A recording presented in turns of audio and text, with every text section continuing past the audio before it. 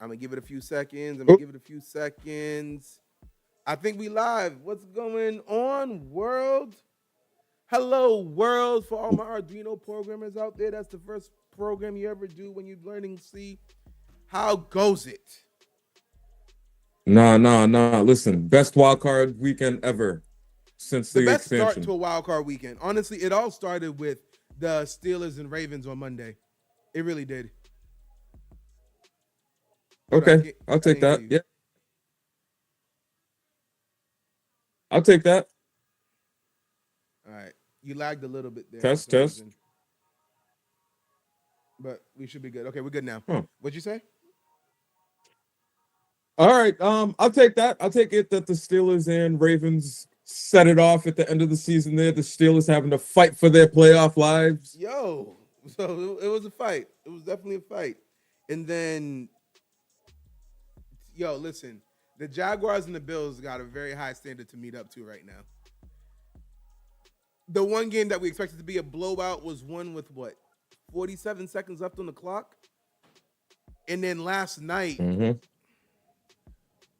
listen, you know what? Listen, I last know night people are going to be was upset. a Go team ahead, that you go was first not. because I got something to say about that. Go ahead. What you got? Last night was a team that couldn't put the game away when they needed to most. It's going to cost somebody their job. Oh, for sure. He's fired. He gone. He's gone. Gonzo gone. Like what? Hold on. Let me see something. If I do this, whoops! I just turned off my camera, and I'm back. Am I back? Yeah, I'm back. Okay, cool. Here we go. No, but for real, like, you know what? Kickers are important, and I know people are upset about that. Like, my playoffs was based on a kicker and not the quarterback or the running back or the wide receiver. Well, guess what? Get yourself a good kicker. Like, for real, for real. I feel like complaining about the kicker is equivalent to people complaining about, oh, the offensive line sucks. Why is the game in the hand of the offensive line? Well, then get better offensive linemen. 64 Mm. degrees. That's crazy work. They're having playoff football in 64 degrees. Florida must be nice. That's beautiful. It should make for a good game. No No excuses. excuses. No weather excuses. Nothing. Get your stuff together. This might sound crazy, but I think the Jags are the hottest team heading into the playoff. They seem to be peaking and playing well at just the exact right time. This is Who? the type of for Trevor Lawrence to turn himself into a legend. Okay. Okay, I'm not mad at that. I'm not mad at that. Joe Flacco, very run. Now, granted, his defense was much better, but we've seen it done before. For Joe Flacco, you mean? Yeah, Joe Flacco went on a legendary run and got Oh, hot at the yeah, right but time and won. honestly, you could even go before Joe Flacco. What about when the Ravens won it? What year was that? 2000 with Ray Lewis initially with Shannon Sharp. Who was that quarterback again? He wasn't that good. That's wild that we can't remember the name of a Super Bowl winning quarterback. He wasn't the MVP of that Super Bowl. I can tell you that right now. Hold on, let me look it up. Mark,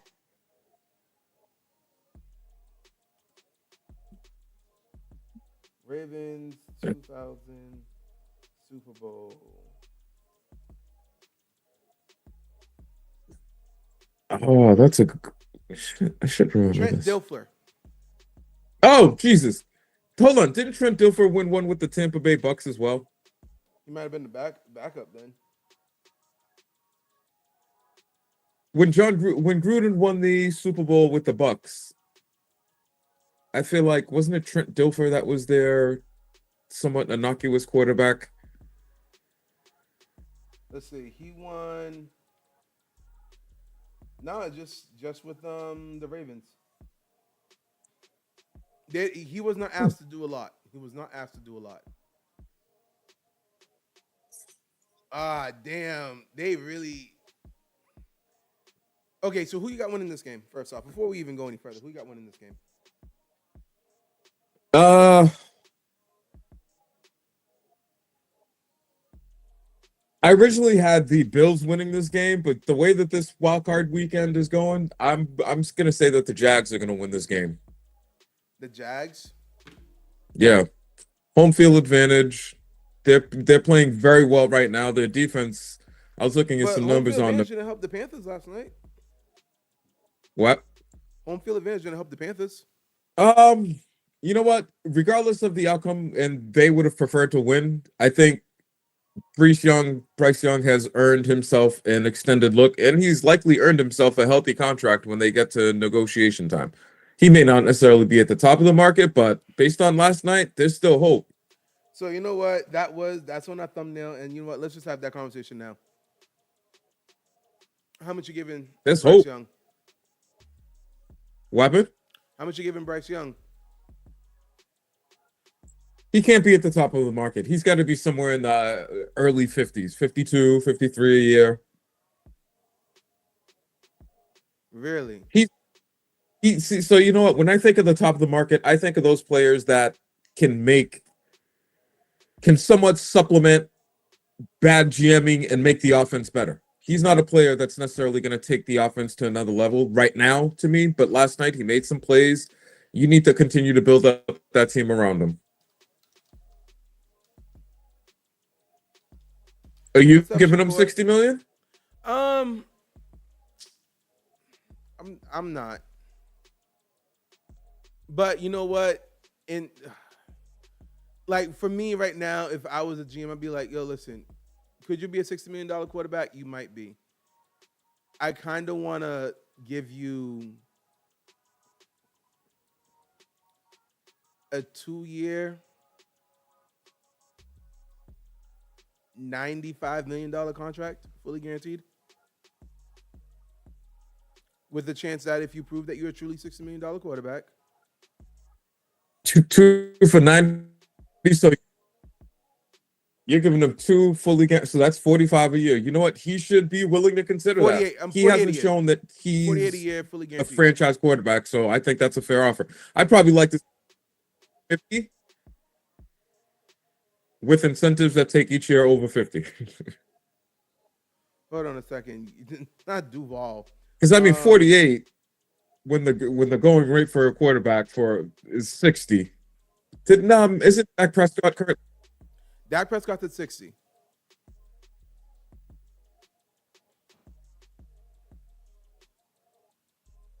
Dak Prescott is at 60.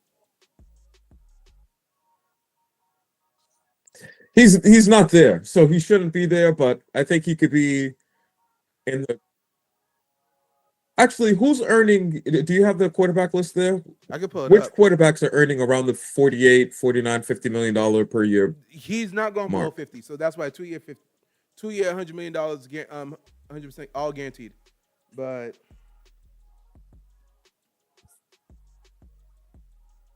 I'm pulling up the list right now. Dak Prescott's at 60. Joe Burrow, Josh Allen, Trevor Lawrence, Jordan Love are at 55. Tua's at 53. Brock Purdy's 53. Goff is 53. Justin Herbert's 52.5. And Lamar's 52.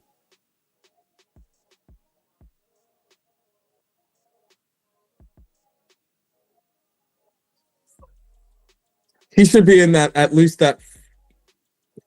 Jeez, he hasn't accomplished anything that anyone on that list has. 2 years, $110 million, fully guaranteed. With, because I don't want to tie myself to you for 4 years. But the thing is, I understand with him, like any play could be my last play. So they obviously want that 4-year contract or whatever. But it's like, man, I don't want to do a whole hold out with you, stand in, whatever you want to call it. 2 years, $110 million, fully guaranteed. And if you play well and you are a franchise quarterback, guess what? You're going to get that. Well, at that point, it's probably going to be $65 to $70 million a year for a quarterback. So he's essentially going to become the modern day version of Kirk Cousins. Nah, Kirk Cousins. They kept doing 1 year prove it deals. I'm willing to give you a long term deal, but I'm just gonna give you a 2 year deal. You're having a 2 year prove it deal. Then I'll give you the 4, 5, 6 year contract that you're looking for afterwards if you prove it. What do you think, Shakur? Am I bugging? Is that a bad thought process? I don't know if I want to fully commit to a 5 year, $300 million contract to Bryce Young. I don't know if I want to do that. That part, you and I are 100% in agreement. Now it's a matter of working out the details of the short-term extension. Because I agree, that's what he's demonstrated thus far. He hasn't demonstrated or earned a 4 or 5 year long contract extension. However, 2 years, that's doable. 2 years at reduced numbers. You show us you're still on track, you're still developing, that you can help take this offense to the next level, be consistent. In fact, you know what? If you don't, I could give you I'll get on. Here we go. Make it even better. Sweeten the pot a little bit. 2 years with a clause to say I can't franchise tag you. Oh, so at the end of 2 years, we have to make something. We have to do something with you. Yeah, either we have extend to do you, something with you, or we let you go to the free market. And at that point, you're gonna get more than 70. So, and I mean, I'm with it, because what you're telling him is, hey, bet on yourself, buddy. If you come out here and perform, you'll get paid. If you don't, you'll have the opportunity to pick your next destination. Like, yo, the Bills are not really moving down this field, but for some reason they keep getting first downs. But I feel like they only went like 20 yards so far this game. Like, what the hell is going on? The Bills are in all types of panic mode. Okay, they're worried about the Buffalo curse. The Bills Mafia is not going to be able to come down to Duval and help them out of this one. Okay. Listen, I'm telling you right now, Buffalo definitely would love to go down to Duval. That's how he said it. Duval. They would love to go down to Duval. 60 degrees. Didn't you see the weather they said? Right now it's 64 degrees in Jacksonville. Back at Orchard Park in Buffalo, New York, it's 17. Listen, speaking of the weather, it was freezing out in Green Bay. I'm sorry, out in Chicago last night. Those people in the stadium was sold out and packed. I wouldn't want to be at that game. Sorry. I don't understand how people still do that, man. I really don't. Like, when people were at that Chiefs Miami game and they got frostbite and whatnot, like, was it worth it? Nope. Mind you, it's not like the tickets were like $40 either. You paid hundreds of dollars, if not thousands, to get frostbite. Plus insurance fees after for some people.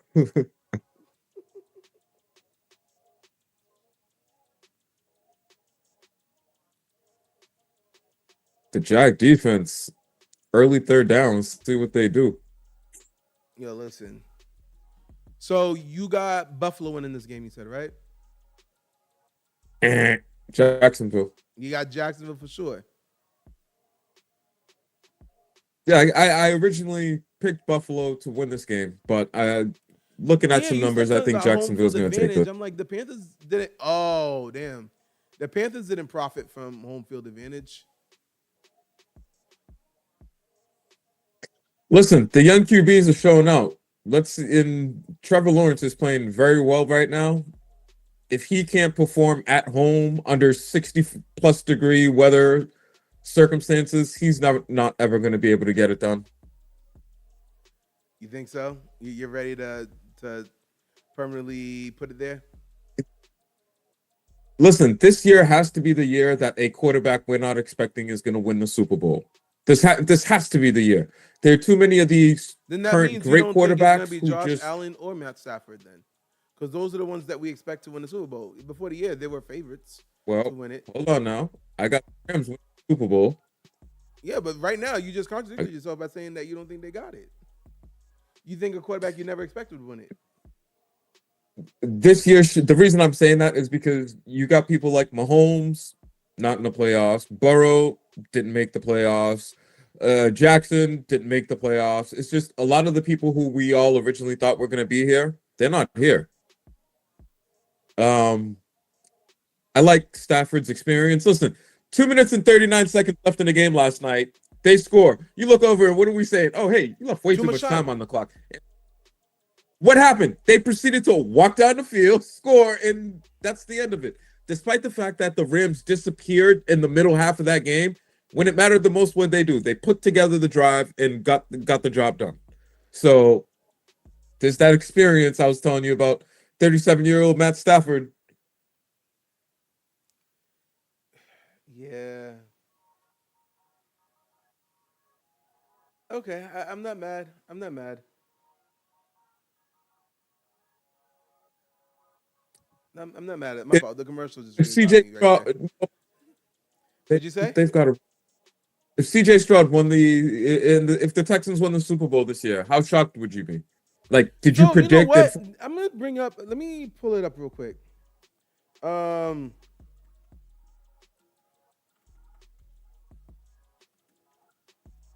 because I wanna actually bring something up. Someone mentioned this because we have CJ Stroud in this really high tier. Like, oh my God, this man's really that great, that good, that good. And someone said, I think we're basing it off of CJ Stroud's first game in the playoffs. Right? Obviously, that first year, when he brought him to the playoffs, it was great. He did really good and whatnot. And in that first playoff game, he went 16 for 21, 274 yards, 3 touchdowns, no interceptions. Mm-hmm. Okay? That was against Cleveland's defense at that point. Okay? Ever since then, he has been mid. All right. When he played the Ravens the next game that same year, this was in 2024, 19 for 33, 175 yards, no touchdowns, no interceptions. All right. 57% completion. 72 quarterback rating. Then the next year, 2025, when he faced the Chargers, he was 22 for 33, 282, 1 touchdown, 1 pick. 90 quarterback rating. And they somehow won that game. So when they went against the Chiefs, 19 for 28, 245, no touchdowns, no interceptions. They're not really numbers that scream dominance at you. The first game was dominating. 3 touchdowns. It seems like you're dicing up the field. You know what I mean? But then after that, it was. And then it comes down to, what have you done for me lately? Well, 3 games lately is a lot. 3 out of 4. So that's a real interesting thing. Okay, top 15. Okay, all right. So Cousin M in the chat says CJ Stroud is the top 15 in the league. I'm not mad at saying he's the top 15 in the league, but saying you're top 15 means you're the top half. Like, if you're number 14, you're average quarterback. So what are you trying to say, Cousin M? Like, he's an average quarterback, or like, what is he exactly? I think the advantage he has over a lot of teams is he has a really good defense. And so they don't have to necessarily fully rely on him. All right, hold on. Carry this for a quick second. I need to go grab me a drink. I'm parched. CJ being top 15, yeah, you're absolutely right. That just puts him at the middle of the pack. That means, hey, you can start some football games and you're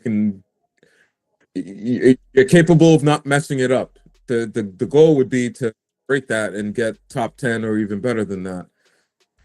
Like I said, I think one of the things that separates him from a lot of these other teams is they have a pretty good defense. And if you have a defense that can wipe away some things, very, very true. And the question right now is, he won't lose the game. You know what I mean? So does that, with the fact of him not losing you, he's a good quarterback that don't necessarily wow you on film. Okay, but is that an average quarterback, Cousin M? Like, what does that mean?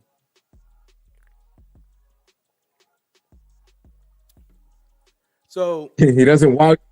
Guess what? Jalen Hurts doesn't wow us on film either, and they love him out in Philly. Do they?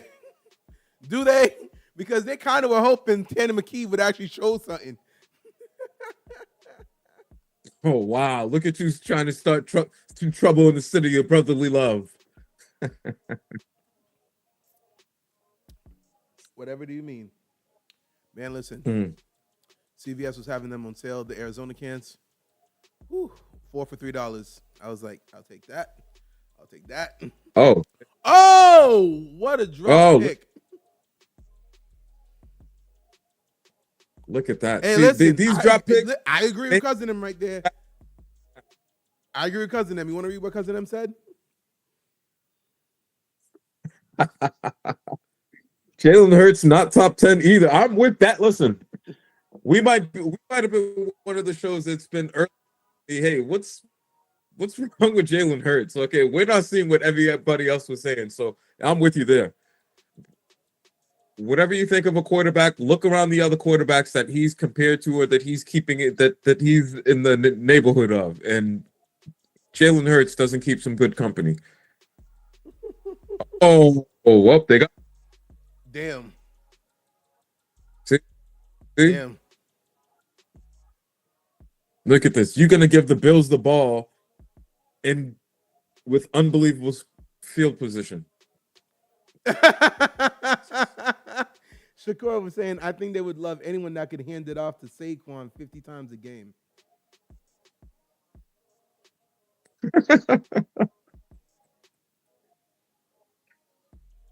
But he doesn't lose them games, and he's a nice guy. What are y'all saying? He's a good guy. I mean, isn't that what we want? Good guys? To finish last?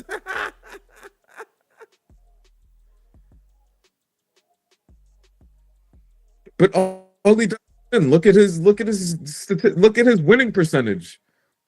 He doesn't care about stats. Stats. I mean, stats. We talking about stats? Talking about stats. Hold on. I'm trying to change a few things here. He's legendary. He should go on a legendary Iverson-esque rant about stats. The game that I die for, we're not worried about stats. In Philly. In Philly of all places. There'd be something in the water. You know who was a good guy and not top 10? Tim Tebow. Oh, damn it. Excuse me. What do you think of that? Tim Tebow won some. You know what? Yeah, I'm feel you. Tim Tebow got off on the good guy, type of guy that you'd want to date your daughter, really nice guy. He had a run. He had a run. He at least was interesting and fun to watch to a certain degree. All right, 1 second here. I'm just trying. James Cook right there. Yep. Hey, when you watch games on Prime, which view do you watch the game in? Oh, the Madden view or the traditional broadcast view? The lines and the blitz and linebacker and that one, that's the one I'd be looking at. Yes. I don't know why more broadcast channels don't take the opportunity to introduce alternative views, and that's a fumble. No? They blew the play dead? Okay. Yeah, I don't know why more broadcast channels don't take the opportunity to introduce alternative views for the game. I love that view. It lets you see what the wide receiver. They thought people didn't really care about it. That's my thing. Good. That's what I thought is. Because they thought it'd be like too much information that people just watching football. But now with fantasy and anything like that, like, you're really missing out.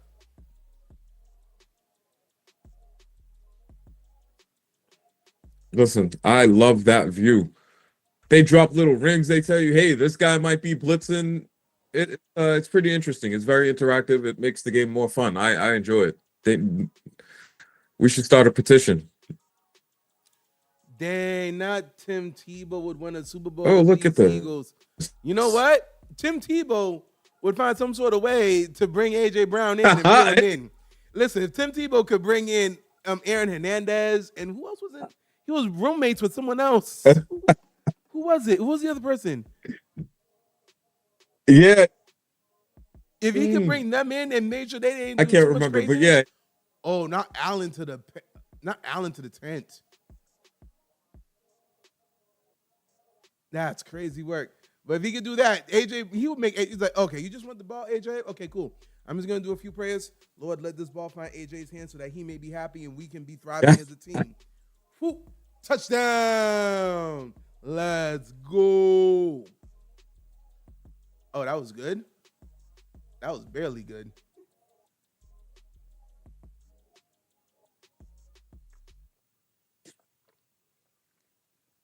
Okay, hey, at least one kicker did his job well this weekend. It's early though. Damn. He still has plenty of time to miss some kicks later on. No, Josh Allen really did get smushed on that one, for real, for real.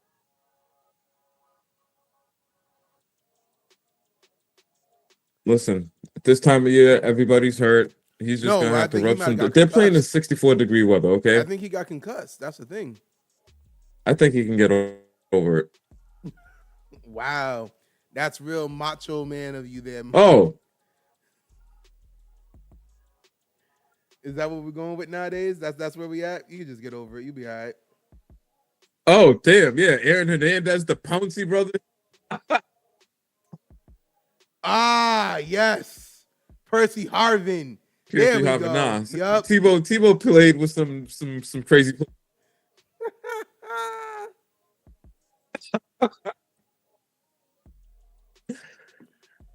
Oh, brother. Yo, okay, so you know what? Let's talk about this Bears. He had. I don't want to say he had a dominant run. Ooh. Tebow did have a dominant run. What are you talking about? Shoot. Huh? He had an inspirational run. It was dominant. Not dominant. He made the playoffs and made it to the conference. No, he didn't make. He made divisional. He couldn't throw the ball, really. I mean, listen. He threw the ball enough to get the wins. I'll tell you that right now. Do you hear yourself? Throw the ball enough to get wins? Is that what you want from your quarterback? He did enough to win. He's not doing much more different than Jalen Hurts. Okay, you know what?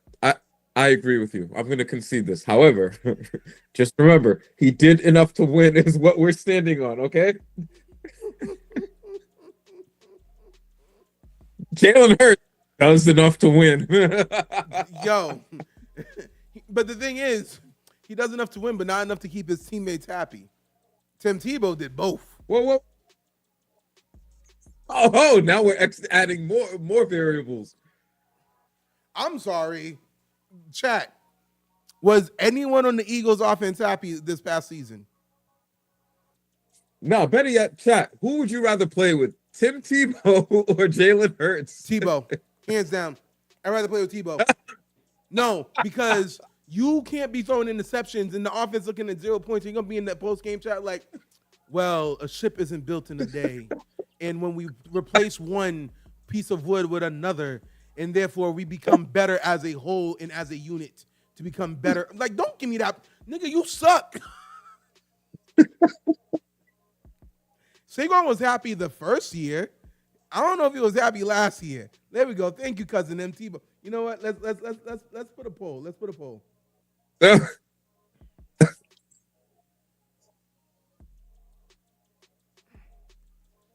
That part I'll give you. He was. Who would you rather be? Who would you rather be, your teammate or QB? Your teammate. Your QB. Your QB. Oh. Yeah, that would skew the poll. Tebow. Hurts.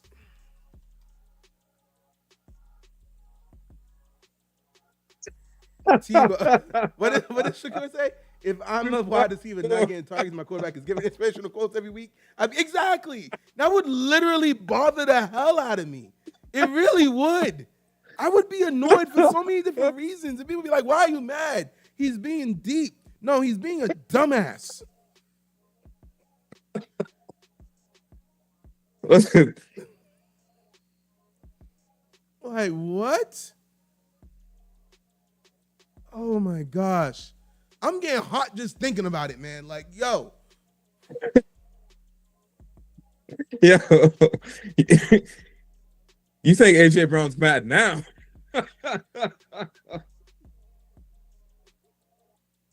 Okay, Josh Allen clear concussion.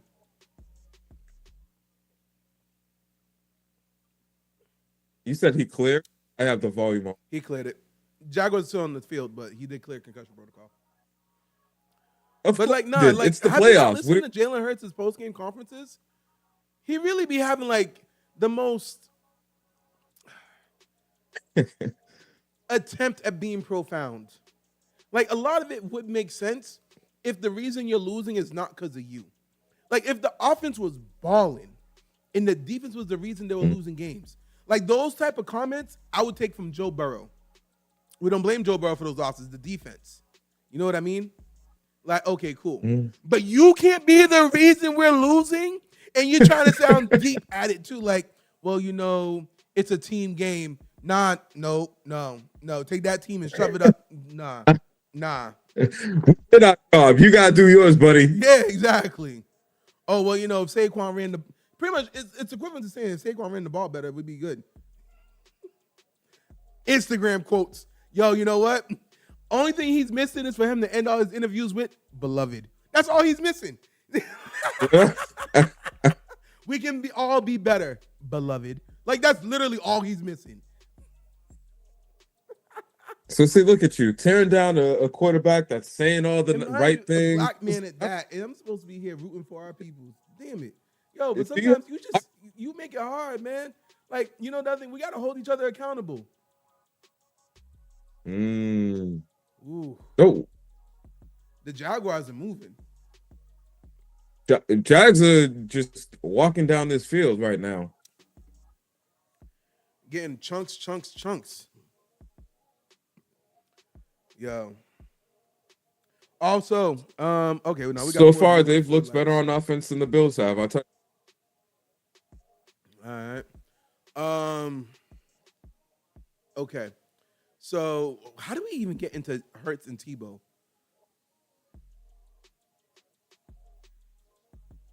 I don't know. I don't know how we got to that. I don't even know.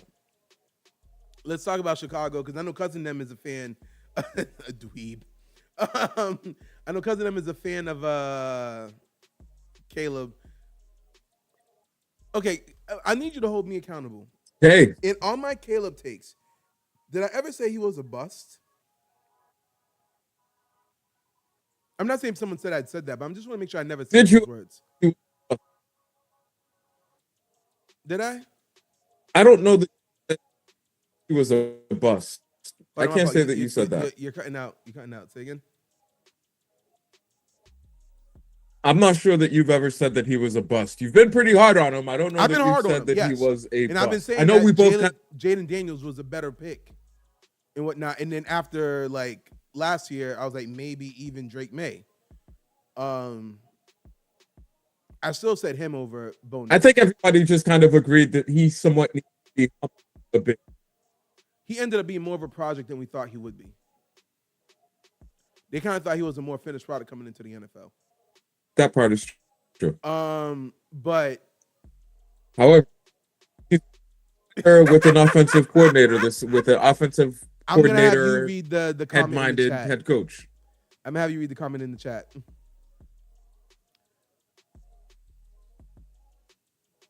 The last one. Okay. Heisman winner with the painted nails lacing that pitch. Listen, last night. Okay, so yeah. Go ahead.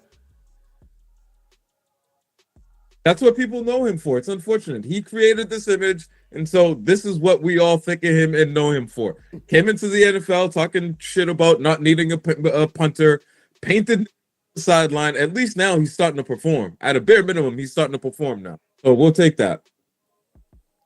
That we will. So I will say that we will take that. That's a dumb poll. Hold on. So what was your answer? What's your yo?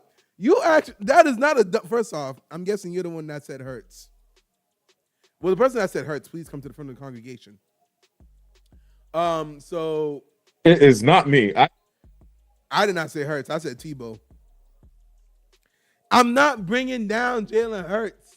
I'm just calling a spade a spade. I'm holding them. We need to hold our peoples accountable. All right. We need to hold our people accountable. Max, get him, Max. That man's done nothing but come to the NFL, say all the right things, carry himself the way that you would want to, and here you are tearing him down. Well, 4 of the people chose Tebow. You're the only one that chose Hurts. Yourself. Okay. So with last I didn't choose Hurts. Say, wait, you didn't choose Hurts? No, I'm not talking about you. I'm talking about Maximilian. Maximilian said he chose Hurts. So I'm saying you're the only one that chose Hurts. So okay. Figure it out.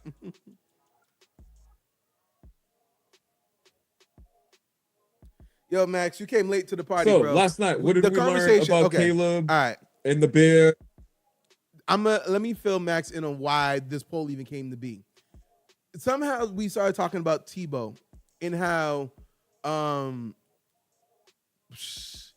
we're talking about how even when he's losing, Jalen Hurts be coming up with the damn profound quotes and how it just be irking us and how I'd rather be with Tebow because at least you could be a bad quarterback, but Tebow, but like I just don't need you pulling, as Shakur said it, I don't need you pulling no damn Instagram quotes after a loss when you're the reason we're losing. Like, honestly, it should be Mr. Jalen Hurts, a.k.a. Mr. Beloved. Like, honestly. No, you see, anyone who believes that Jalen Hurts is a top 5 quarterback, you don't know football. Like, for real. Listen, that part right there, if you're comparing a QB, you're comparing a QB to Tua. Not the best comparison to be making right now. No, it's really not. That's a rough start.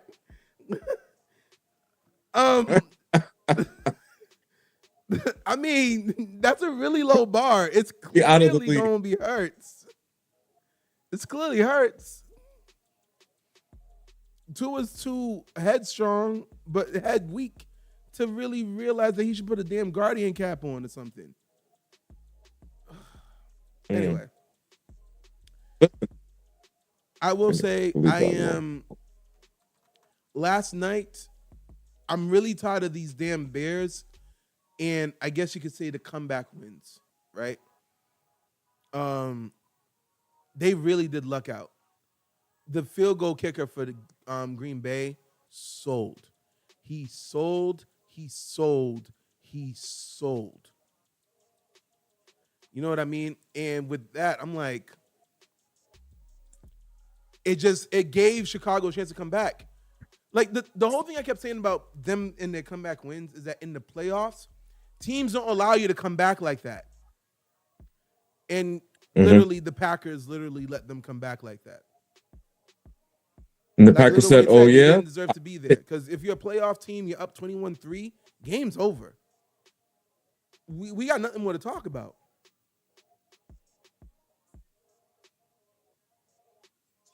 Look, they went into the fourth quarter and the score was still about 21-3. All they had to do was score at any point. All they had to do was make a field goal kick that he missed 3 of. Missing point after touchdown, missing field goals. Somebody in Green Bay is going to lose their job. I don't know if it's going to be with the coaching staff or if it's going to be the kicker. Actually, it might be the kicker because I saw some videos on X of him doing the same thing in Denver. Yeah, with the Broncos.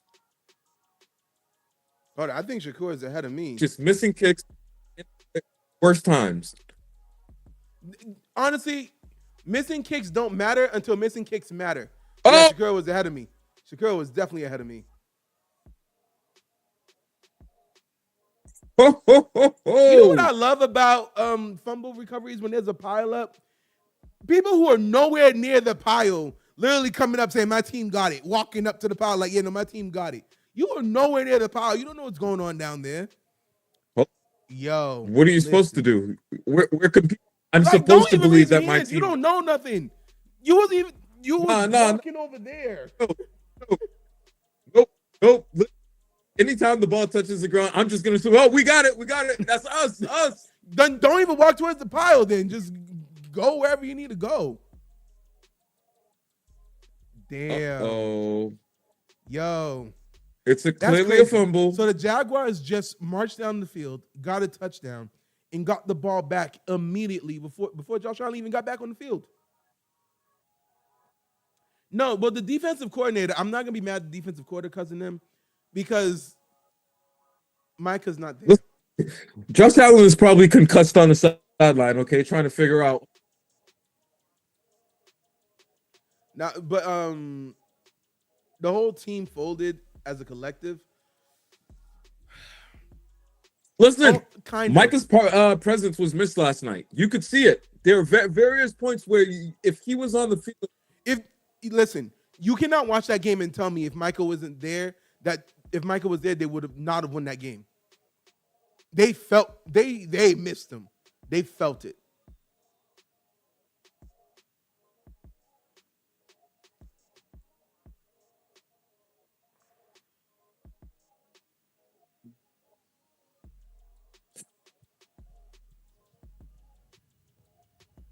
Listen, it's part of the reason why I believe there's going to be some real changes happening in Green Bay is because before Micah arrived, you created the thumbnail. So what changes are you looking for in Green Bay? You created the thumbnail, so you got to explain part of it. Oh, hold on! You're just gonna throw me under the bus like that, huh? Yeah, you did. Because you put the talking points up. You put the talking points up. What talking points? Just those? Oh, just a random thunder. Oh, thank you. Look, they've got a good team. They've got the wide receivers. They have a wide receiver room. Most teams in the NFL would want right now. You got four legitimate number ones. Well, not number ones. You got four legitimate wide receivers. Watson, very productive. Dobbs, Golden. You've got very good running back. Jaden Reed. Yeah, but they need to get it. They need to get another. They need to get a younger one. I think the who is it? Not Josh Jacobs. Who's Aaron Jones? I appreciate you, Aaron Jones. I think we need to start moving forward. You don't think so? What up? No, I agree. Okay. Expand your running back's life cycle. Get a younger running back out there. Go with the 2 running back system that Detroit has. It was supposed to be Emmanuel Wilson, but unfortunately, he's never came up to what they expected. Because they're not going to have this window forever. And last night, they just had an inability to put the game away when they needed to. But you're not taking them out of playoff contention for next year, though, right? You might need... No, because next year, presumably, Mike is going to be back. The offense is only going to get more cohesive and gel even better. So you just probably need the right coach to get you over that hump. Sometimes that's all it is a change of voice, somebody to come in and get you over that hump. Yo, Max, listen, the Rams are out next round anyway, so you guys aren't going to get no points off it anyway. Calling out my bracket. Yeah, my bracket's busted. The NFC North is a really interesting division because the Lions ain't going nowhere. The Lions had an offense. Hold on, you had the Packers going to the I had the Super Packers Bowl? winning the whole thing.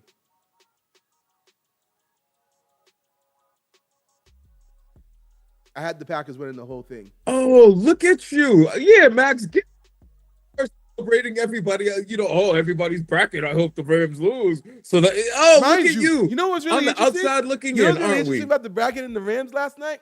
I took a look after the Rams game. Everyone chose the Rams to win. I was like, damn, everybody would have got 0 points if the Panthers had won that one.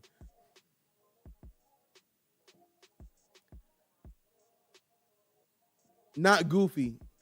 I just didn't think McManus, a.k.a. Anus, was going to literally sell like that last night.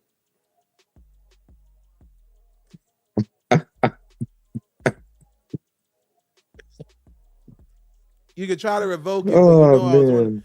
But at halftime, you knew I was right. They're like, damn, this is the Packers? Ooh, hold up. They might be legit.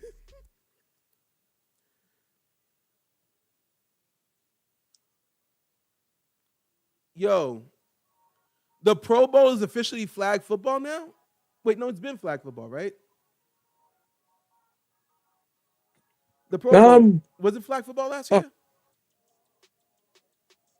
I haven't watched a Pro Bowl game and I can't tell you how many years. I It's plan been on being on so a plane irrelevant. during No the Pro one. Bowl game, so I'm not going to watch it this year either. But I'm like, the fact that we actually downgraded to flag football is crazy to me.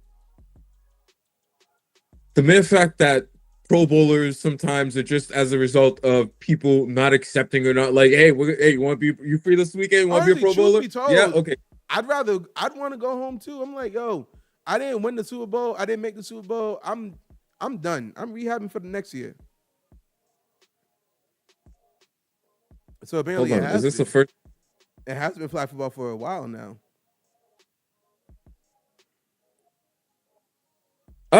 Do I want to see my favorite NFL players playing flag football? Don't I want to see them line up against one another? And I don't know, try to show us who. I would like to see the best quarterback go against an actual defense.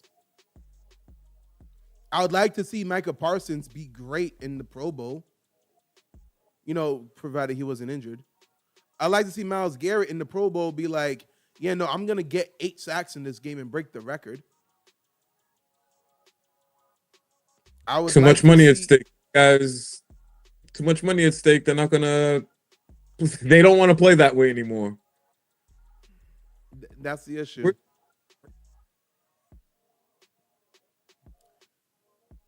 Yo, I'm really intrigued here. Although, based off what we've seen yesterday, the game's never over till it's over.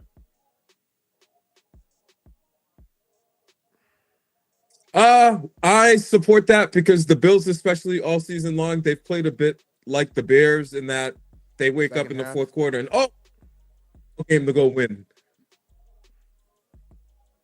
If they have a chance to stomp on their neck and just put them out of this game early, they have to take it. Max brought a good question. That's what what's your take? It's going to take.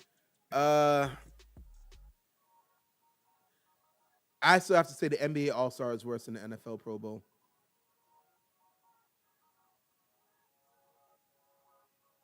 Yeah, I agree because at least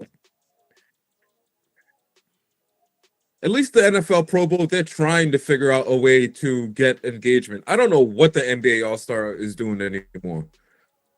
What used to be a competitive game against East versus West or whatever has just turned into a dunk show and alley-oop show.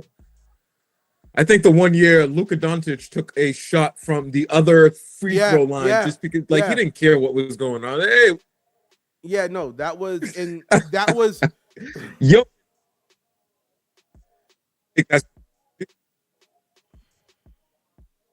Hold on, let me see. Which is worse? NBA All-Star Game.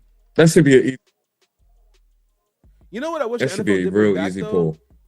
Back in the day, they used to have like strongest arm competitions, 40-yard dash competitions, stuff like that. Like, I really wish they brought it back. I would love to see NFL Pro Bowl weekend, Tyreek Hill versus Jalen Waddle versus Lamar Jackson, maybe. Well, no, he's not. Tyreek is not that fast. Okay. And then when one of these players pulls a hamstring or tears an ACL and is out for the entire next year. Tear what?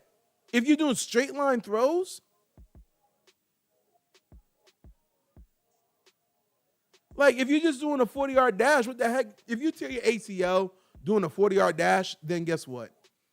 You was going to tear that ACL because you're not even suited up with helmets and all that stuff, and you're running in a straight line.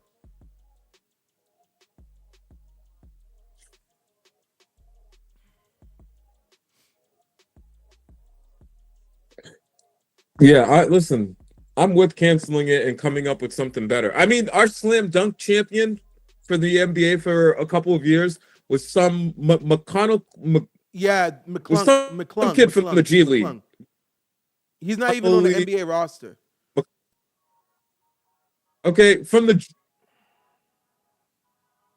What I would prefer they do is why don't you have a legitimate dunking tournament, go around the U.S., Northeast, Midwest, South, etc., and find the best dunker and have them come and do actual creative dunks at All-Star Weekend and have the dunks judged by Vince Carter's and some of the other greats. That would be more entertaining. You know, I'll take it even a little bit further. But Every organization, every team. So the Celtics, find the best dunker in your city or in your region. Like I know you said region Northeast and whatnot. And we have 30 dunkers. All right. And you could make it a 2-day event. You know, like because I will say this. The one thing I do like about NBA Pro All-Star Weekend, that sophomores versus freshmen, they usually are pretty good. You know what I mean? Because they're trying to get their name in. Yep, I like that.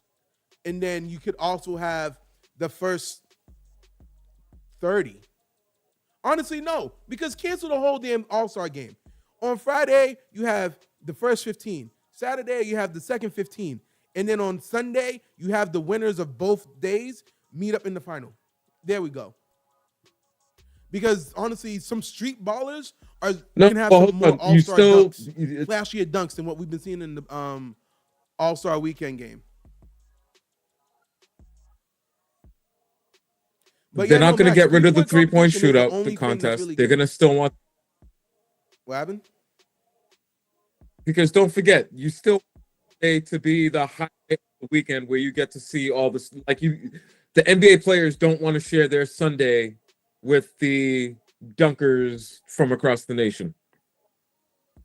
Well, they don't want to share their Sundays being on the court either because they're taking. But listen, it's a solvable court shots. Like for real, and so the 3-point contest has been the best thing, but it really is. It really is. I don't even know. I don't know. It's just, yeah. NBA, they got some work to do. The players don't care, and it's obvious. At least NFL, we sit over here. But that's a relatively. But NBA, you don't got no. They don't have that same injury risk that NFL players do.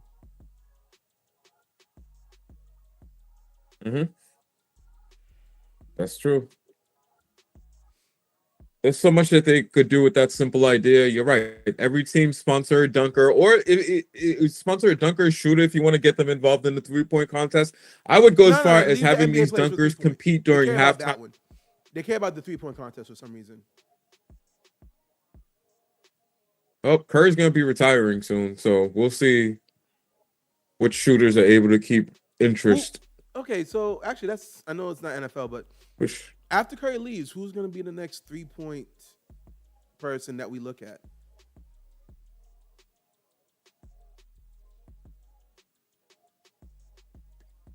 Who do you think? How wild would it be if Wembanyama participates in 3-point shootout? Honestly, anybody could participate in the 3-point shootout. But I'm saying, like, after Wemby retires, though. From the Spurs. Wembanyama. What'd you say?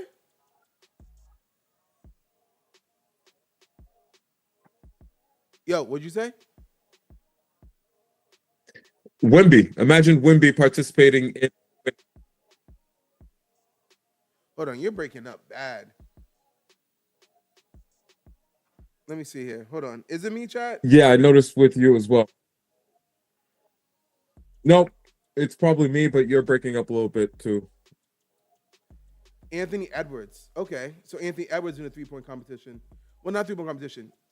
So wait, hold on. My question to you though is who's gonna be the new 3-point king after Curry retires? Shakur says Anthony Edwards. I don't think so. You don't think so? So who? He's more of a dynamic. Is there any Give me a sec. I'll come up with point guard? You know what? There's a better way to find out. Let me take a look at who's the best 3-point shooter right now. Okay, NBA. That's it.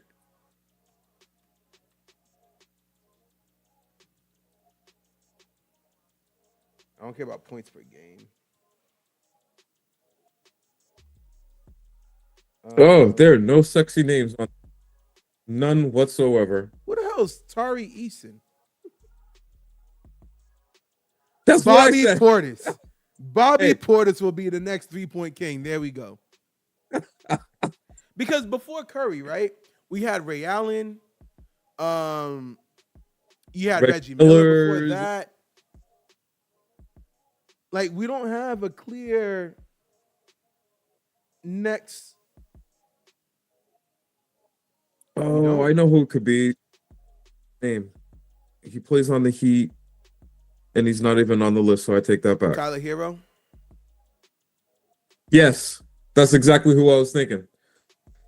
But he's not on the list. No, what's that other player's name? There's another player on the Heat. He's kind of a specialist. That's all he does. When he's not shooting threes, he's basically useless to the team. I'm going to find that name for you in a second.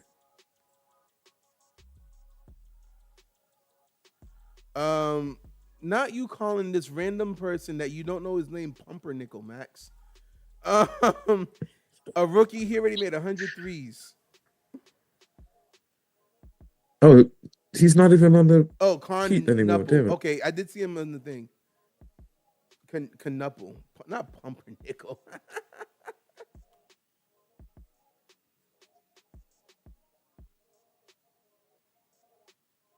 AJ Green. Jeez, you got some weird names at the top of this list. No, it's not weird names. It's just the thing is, everybody's just jacking up threes. That's the reason why I don't really like watching basketball games. It's just who can make the most threes.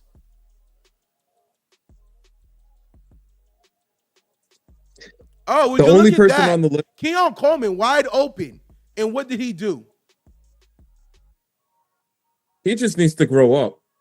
It's not. Once he grows up, I don't think it's Keon Coleman. Productive. It's the OC.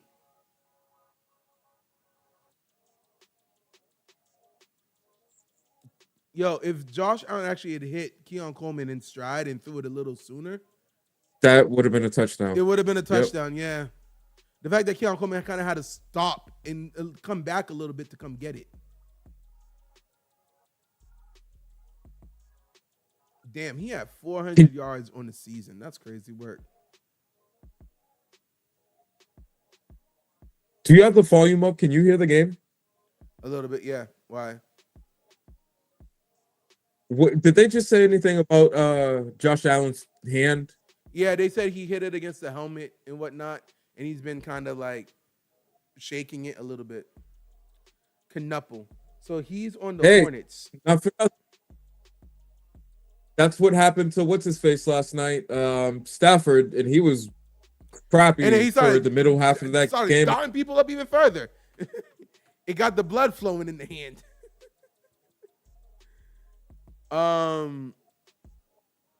Let me see.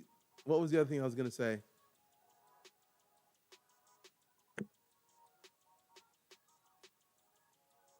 Damn, I was about to say something. Hey, we're not gonna. Knuppel actually. We're not gonna. He might be the next guy. He might be the next guy. What were you saying? Sorry. No, we're not going to see another Curry for a while. This list, there's no name that's jumping out. It might be Knuppel. Let's He's just enjoy rookie, Curry for while we still have him. According to Max, he fastest player to get to 100 threes.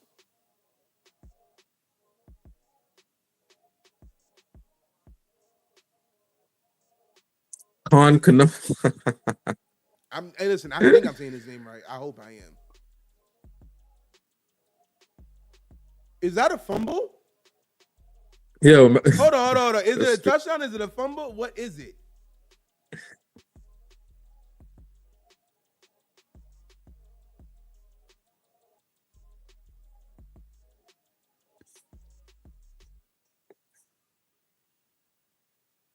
It's a touchdown. No, it's a touchdown. He got over. He broke the plane. The ball could come He out got after. It over. don't It's a matter. He broke the plane. yeah.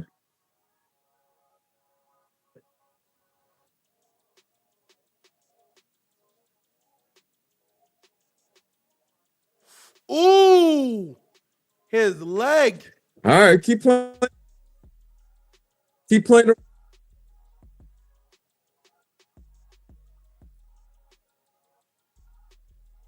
They're gonna Oh, mess around and get no. him hurt.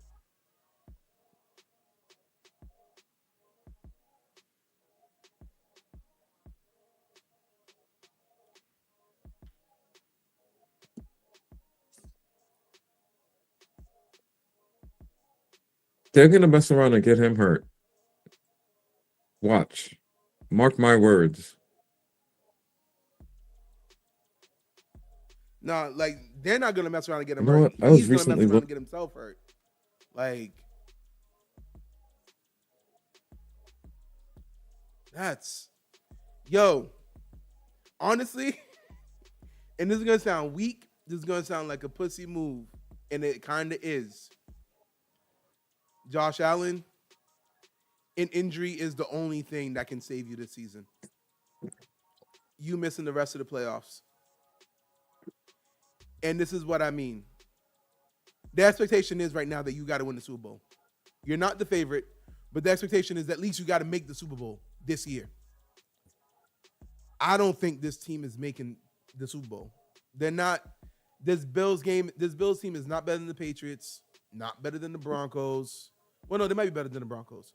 They're not better than the Patriots. I don't think they're really better than the Jaguars. I don't think they're better than the Texans. Okay? You're not making the Super Bowl. I don't think they are. In the amount of, I don't want to call it slander, but backlash maybe, is going to be crazy. The only thing to save him from that is for him to get hurt this season. Look at the conspiracy. Look at what you're saying. Do you hear yourself? I know, but it's the like honestly, like he's not gonna win. He's not making the Super Bowl this year. And then the media is gonna be like, well, some media, the Josh Allen fanboys, is gonna be like, he needs more help. No, he don't. He got enough help. Okay, I'm sorry that you want everyone to have a roster, a stacked team like the Eagles. It's not a thing. It doesn't really happen. And then the other side is gonna be like, bro, this was the year you were supposed to win it. What's gonna happen next year when Lamar is back, when Pat Mahomes is back, when Joe Burrow finally gets it all figured out? That's literally going to be the question. You know, This actually is not a bad. The best way to avoid that one's like, you know what? I hyperextended my knee. I tore the meniscus. I tried to play, but I couldn't because this summer is not going to be kind to you, Josh Allen, if you do not make the Super Bowl. Max, you've actually been to every stream we've done, and I appreciate that. But I know you know my take on the Bills, okay? My take is it's not about the wide receivers. It's about Joe Brady. Joe Brady is not a good OC. He's not scheming these people open. It's not the wide receivers. We need to stop blaming the wide receivers. Can they be better? Of course they can. But it's not the wide receivers. Scheme that can get everyone open goes a long way in helping everyone develop. Exactly.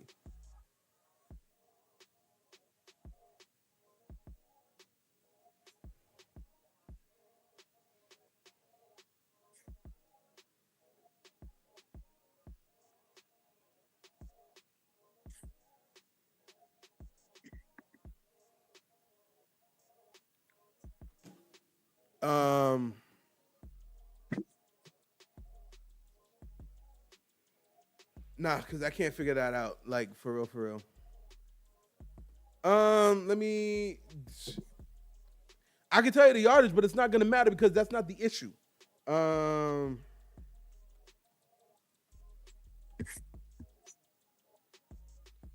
right, let's see. Buffalo Bills, their stat leaders are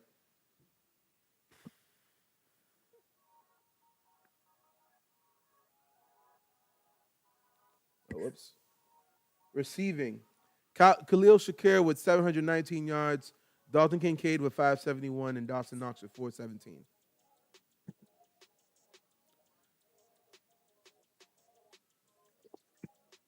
Yes, Tom Brady is an outlier. Agreed 100%. But these type of wide receiver numbers is not because these wide receivers are that bad. Honestly, the Bills offense does not work for wide receivers. And I will use this case in point every time. Look at Stephon Diggs. You had Stephon Diggs and couldn't make it work. You traded it away where it made it seem like it was a locker room issue and or Stephon Diggs was not good enough anymore. You know what? According to the Texans, according to the Patriots, that's a lie. Now, does he make questionable decisions off the field? All right. But on the field, Stephon Diggs is still that guy.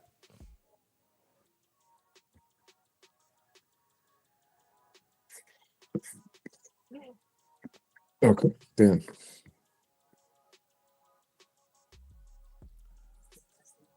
All right, during halftime, we're going to take a quick break anyway, so get ready for that. It's going to be like a 5-minute break, but I'll still be here.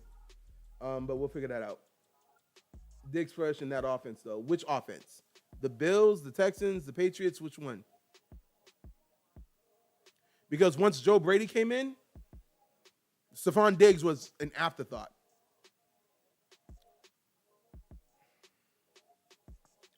Trevor Lawrence. You need to figure it out. Oh, did he dye his hair? Trevor Lawrence, he's still blonde. It looked red from him running off the field just now. Before Joe Brady, but then after Joe Brady, it's been nothing, man.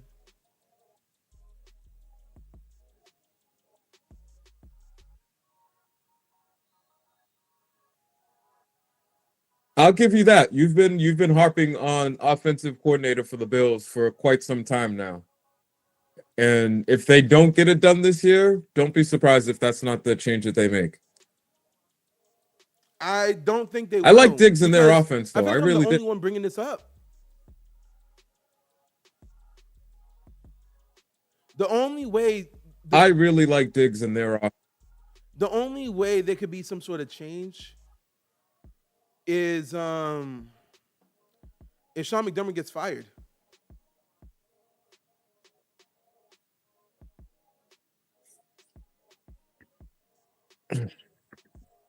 You know, to throw your magical question back at you, if he gets fired, who's out there?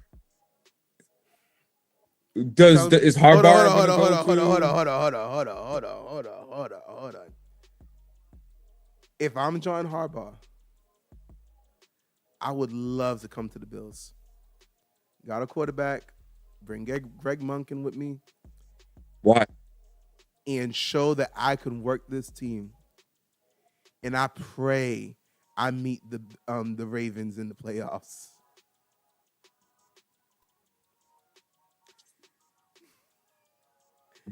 Get the Ravens in the playoffs. Knock them out. And be like, oh no, I have all the respect for Lamar Jackson and that entire coaching staff and organization. I'm on the Bills now. Mm-hmm. And we just proved to be the better team. I mean, the only thing that changed is me, but you know, who would have thought?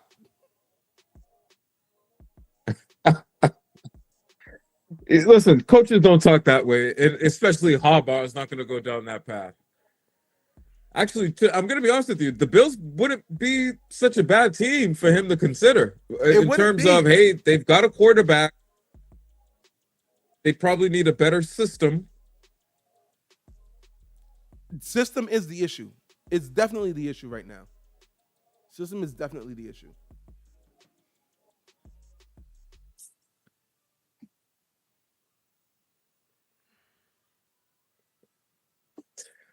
That's true.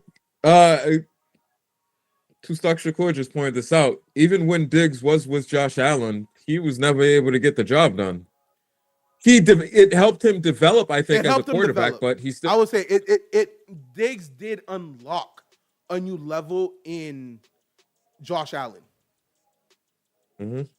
Was it? And when listen, Stephon Diggs should not have shown up Josh Allen on the sideline. Still a young quarterback and whatnot. And I believe he's learned from that, right? Because he hasn't done anything like that to Drake May. Ooh. Close. But he unlocked that level in him. And Josh Allen is better now than he was then. He's been better. He's been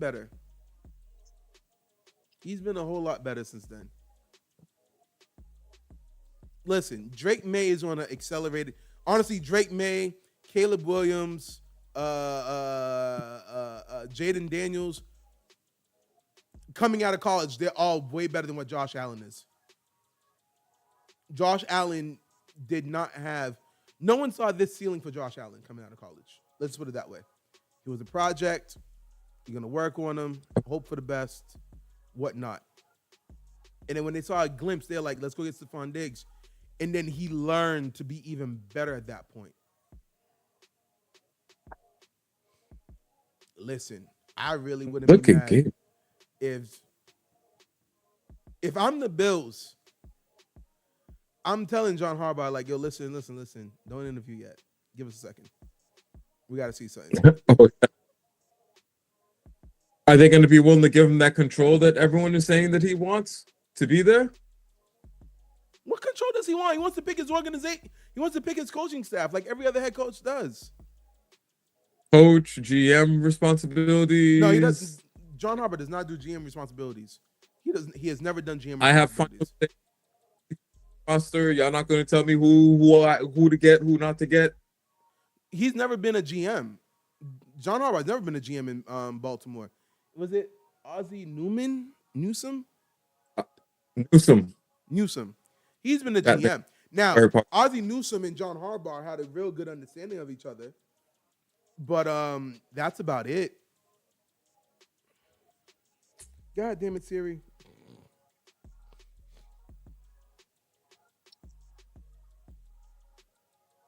Okay. You know what?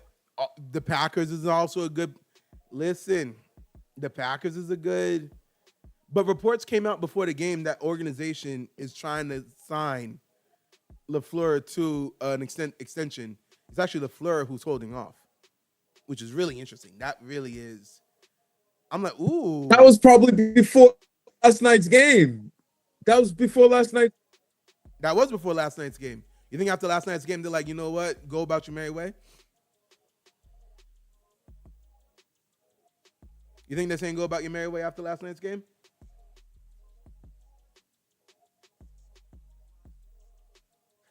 Yeah, so after last night's game, though, you think it's the same conversation? Think it's the same what?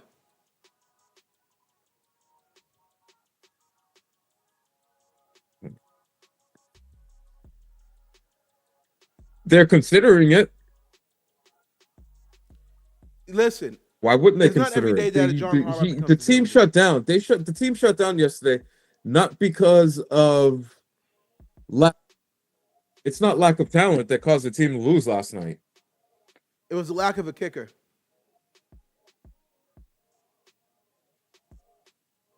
It was a lack of a kicker, hands down.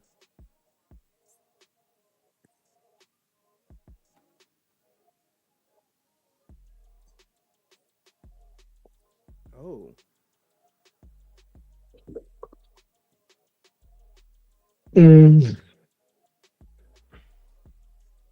And even if you're leaving, I get it. Kickers that's their role and whatnot, but you shouldn't even be in position. And this is where it's tough because he missed extra points as well. But it like you can't be in that position. They scored 21 points early and then did nothing in between. Led to having to come down to the kicker. The kicker was supposed to pad the lead. That's why I don't agree with that. The kicker was supposed to pad the lead.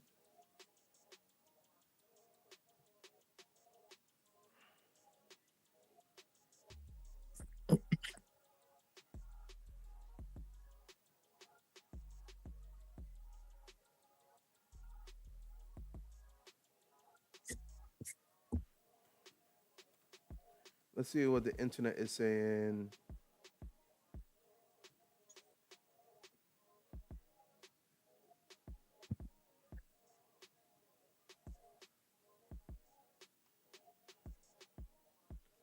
Ooh. Right now, with the way the game is going, the Bills are the favorites right now.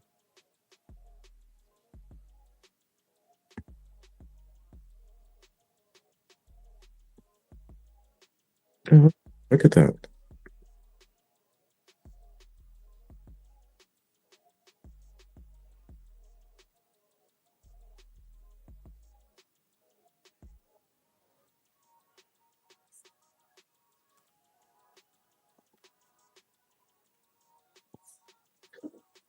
Okay. All right, because now I got another question that I want to ask you, and we could talk about this for the last 2 minutes. Did Trevor Lawrence redeem All right. his That's career? done. Off of one good year? Let's see what he does in the playoffs and how they come back next year. Ooh. So, what does he have to? How many years does he need to do it to redeem himself, in your opinion? Let's have him get the Jags to the playoffs at least 3 consecutive years and look good about the season doing it. Let's have it not be his fault why they don't advance, just for starters.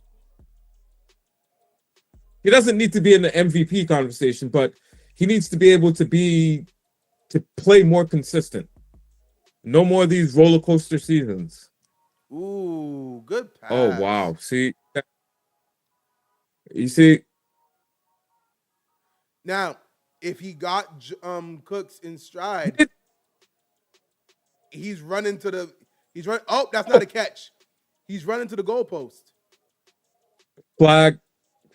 No, it's not a flag. It's not a catch. Somebody throw the red flag. No, 2-minute warning. Can't throw the red flag.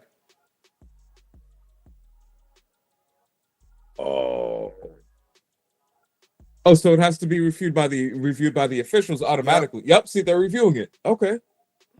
Hold on. But hey, the thing is, though, that if he wasn't actually James threw that Cooks. in stride, he would have literally. He'd still be running right now.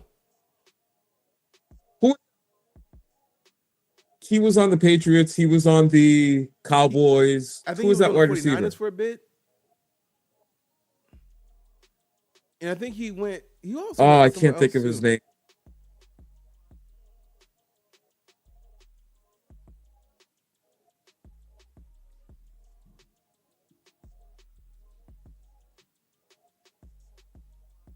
Yo, it's crazy out here.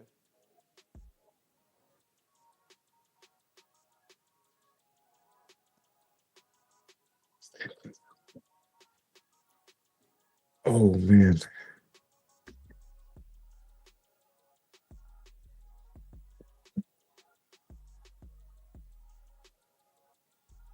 Yo, Trevor But, Lawrence has had.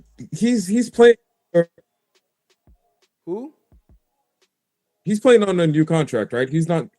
Trevor Lawrence. How many years has he been in the league now? I think. No, he's on his second contract.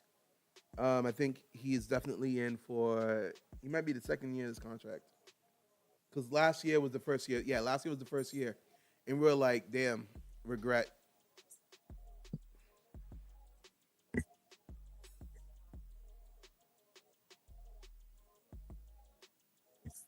Mm. Listen, he kind of is what he is. I don't know how much more improvement or development I see in his future. It's about being able to pull it together and put together from some good seasons for. He's not who they thought that he was going to be, but that doesn't mean that he still can't be productive for them. Okay, so what coach is getting fired?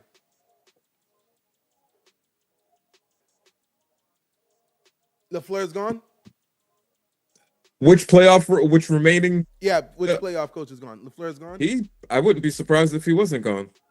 Do you think he'd go to Miami and join the VP from his old coworker? Yeah, no, that was not complete at all. Like for real. Go and join.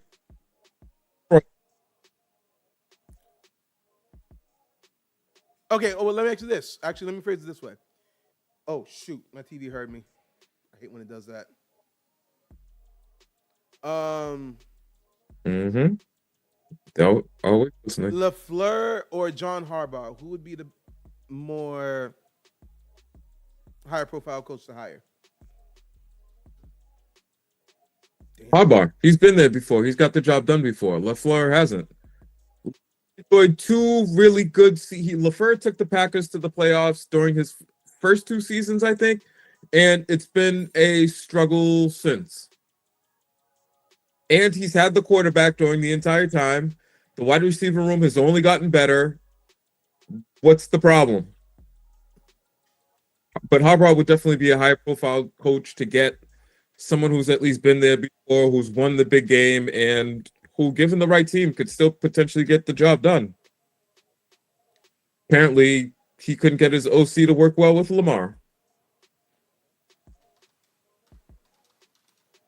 To answer Maximilian, them wide receivers in Green Bay need some milk, right? They are always getting hurt. I can't deny that one. They're going for it on fourth down. That's crazy work. When you could do a field goal kick. No, they were just trying to draw him off sides. Okay.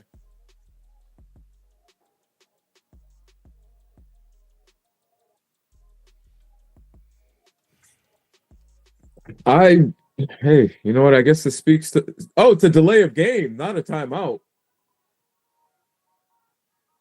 I don't know that you want to take that delay of game there because if they Why wouldn't just you barely take a got into timeout and do a field goal? He don't trust his kicker. He's like, I've watched enough football games since Monday to today, and like I don't trust no kicker no more. So he's just gonna punt. Yeah, he said because if he misses, they start at midfield. The Jaguars get the ball at midfield. Yo, coaches don't trust their kickers no more. It's crazy. What a punt. What a punt. Hey, right call, I guess. Unless the Jags very much true. take Yeah, this. well, you know, hindsight is 2020. That's a take. Wow. Because they just got the last first down, put them just barely over the spot to get the field line, kick. the target line that they said. And they said, yeah, we don't. Ravens lost because of a kicker. Steelers almost lost because of a kicker. Packers lost because of a kicker. Like, there's too many missed kicks. Let's not join the trend.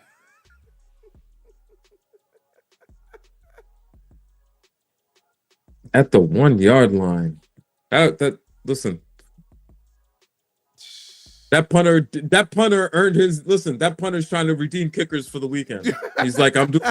No, that punter said, yeah, don't punt. Kick it off. Kick. Don't go for field goals. Punt it. Hold on, I got it also.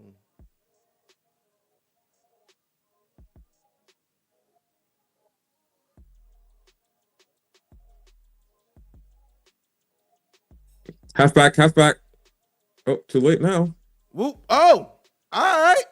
Yo, hurry up. You ain't got no timeouts. No huddle. Keep it moving. You just got 20 yards on that one. Spike the ball.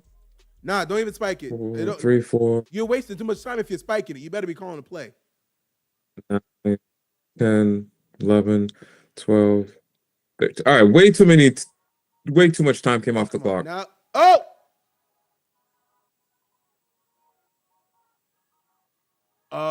Yep. See, look, false start. All you need to do is rush to.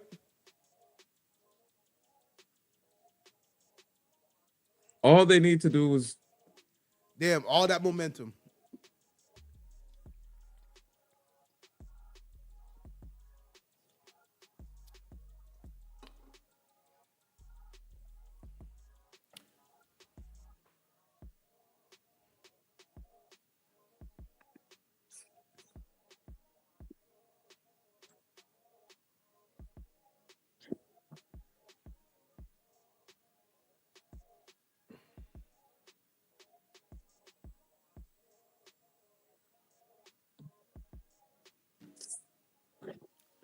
oh man.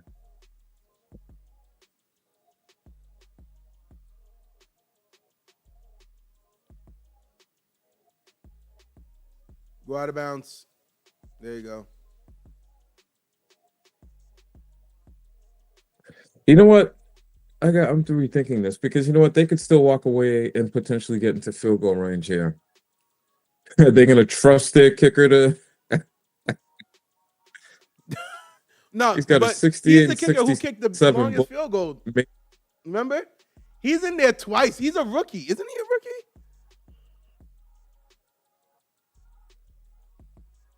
I'm not sure what they just said he was.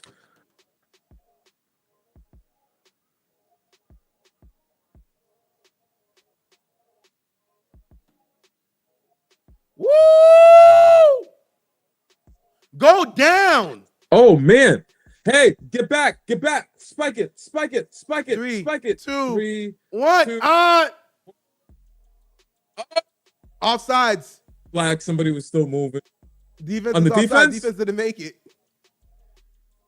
Oh, means they got 5 extra if they got the yards to snap go off with in that. time, they're going to get like a good 5 yards, I think it is, for encroachment or whatever. And they're going to Yeah. get a chance to do one more play, which is going to be a field goal kick. Yeah, because the half can't go to halftime on a penalty. Yep, that.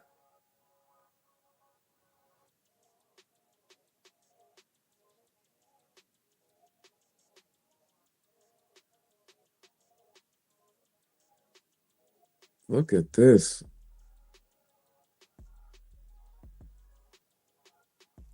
It's late. Oh, It's late by like half a Zero. second. Mm, Christian Watson's still cold on Madden. I just don't play it no more, so I can't confirm or deny that statement.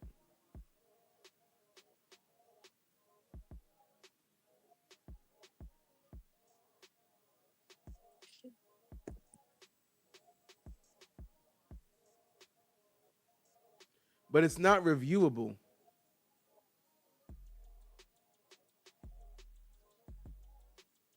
because it's within the last 2 minutes of the half. Yeah, it's not a reviewable play.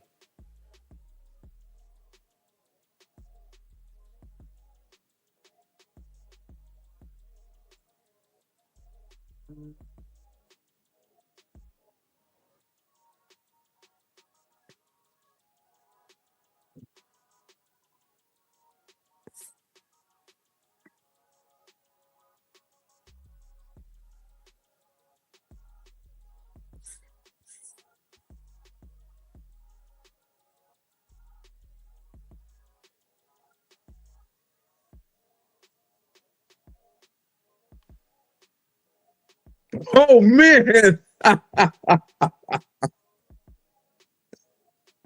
Oh, so you're gonna give now the one of the better field goal kickers in the NFL, who hit 68 and 67 this year, a chance to get his team to tie. Who had the ball first? I think the Bills got the balls first in this game. I can't remember. Yesterday, I thought I was so confident in my answer, and I was wrong.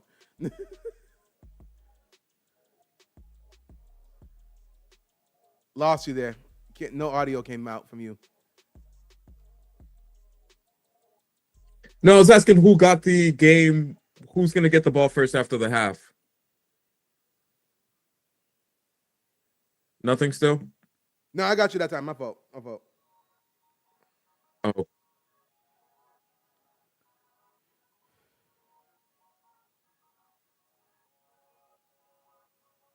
Don't put no damn spoilers in the chat. Can you hear me now? I can hear you now. No. I heard you the second time. Good. I was just in shock. No, my microphone setting was off. Oh. All right, yo, it is halftime, and I gotta Oh, go to wait. the bathroom. So we will be back. They just All right. We'll be back in a few.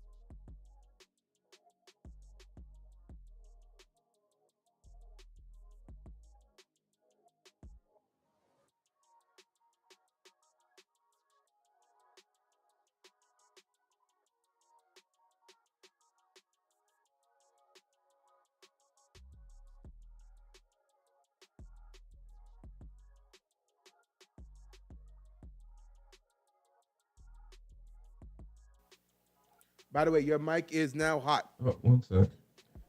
Hey, what's going on? What's going on? What's going on? What's going on? Going on?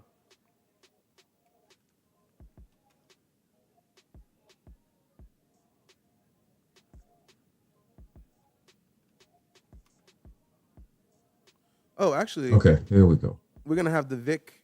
We got to get the Vic back on your camera. All right, guys, we are back. Well, one of us is back. We're trying to be back. Yeah.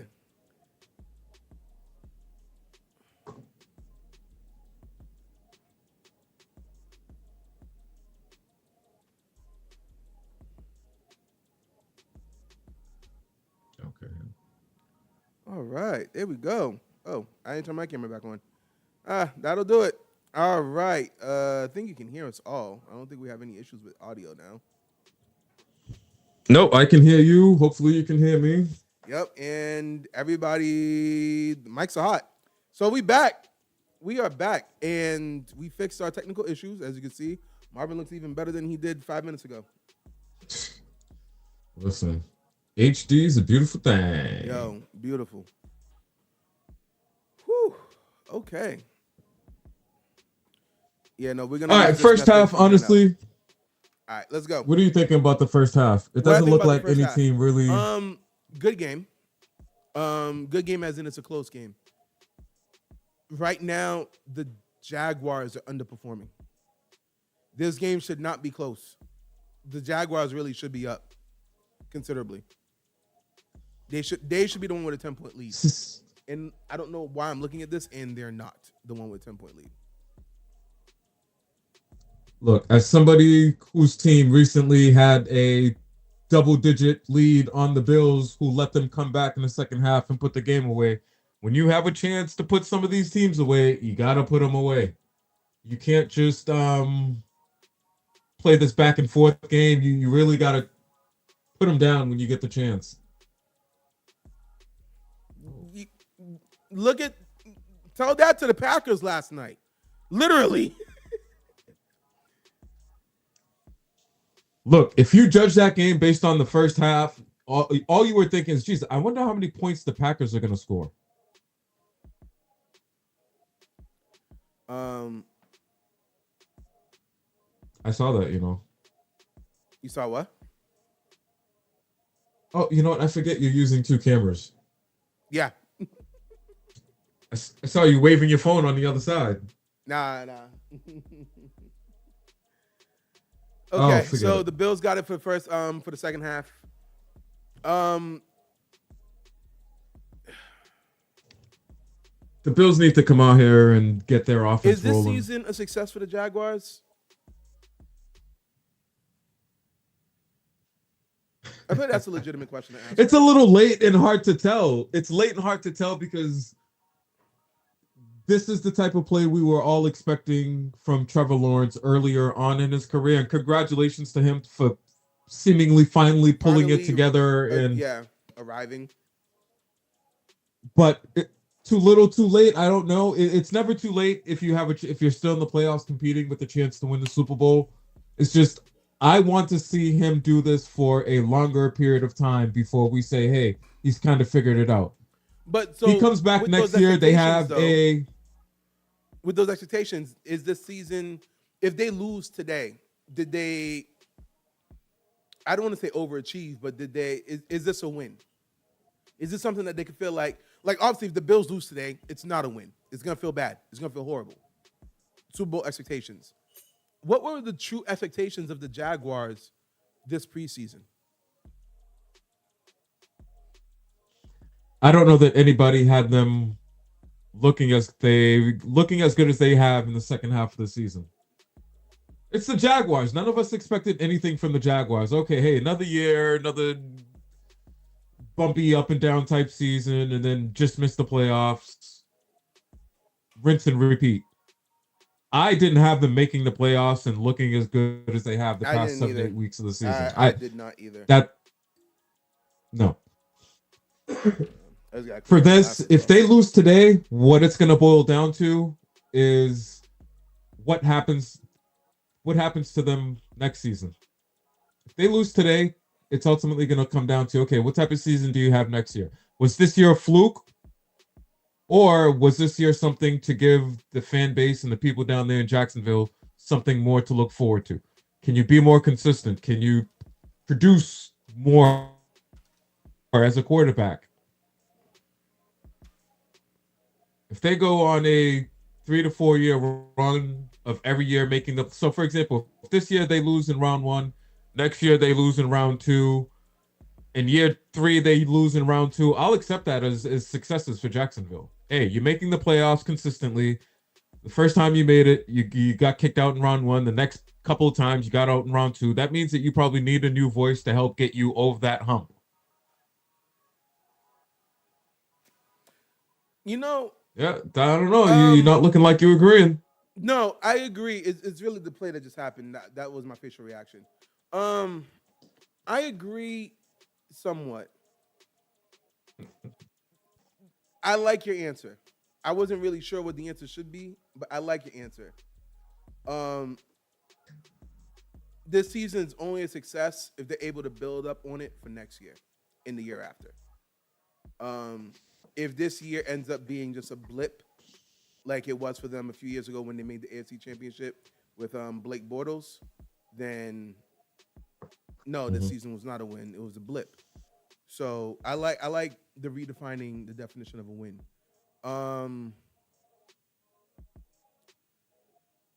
The AFC South now. Hey, that being said, though, go ahead. If they get a win today, that also adjusts expectations going into next season. What's going to constitute?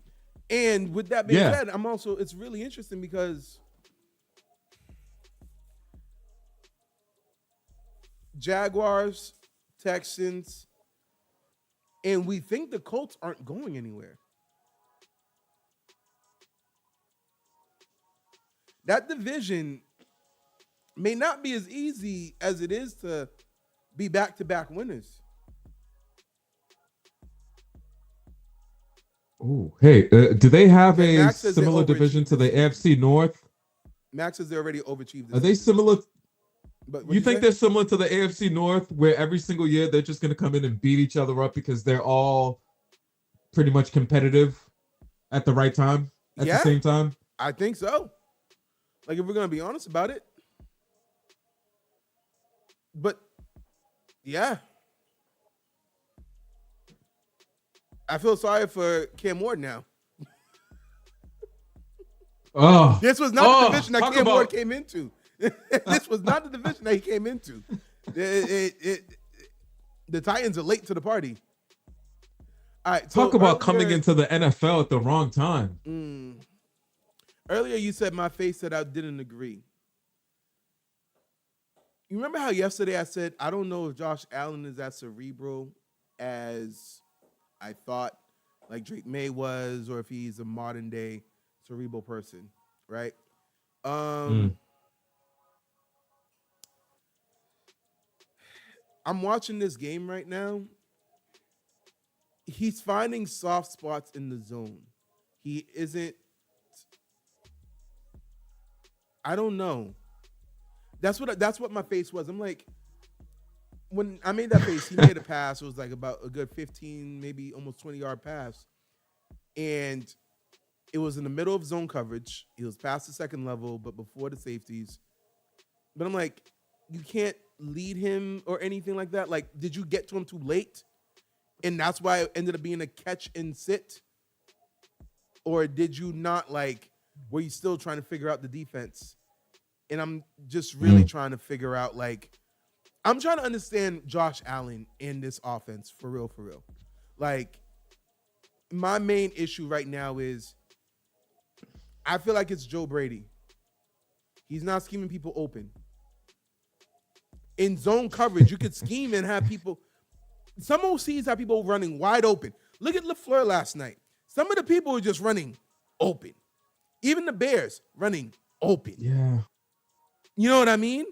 Whether it's man, whether it's zone. True. Puka Nacua had a few open plays. And we're like, how is Puka open? You know what I mean? Listen, Every time he caught the ball, you're wondering, wait a minute, why? So you know what? I was thinking about that. Maybe their strategy was not to let Puka beat them for Deep. big yards. Yeah. Hey, he's gonna get his, but every time he gets his, I want him down immediately. That's not a good game plan to have against, because, okay, great. If he gets a 5-yard pass this time, he gets a 5-yard pass against next time, that's the first down. Or if he gets a 5-yard pass the next time, well, and then you let Devontae Adams go for 15.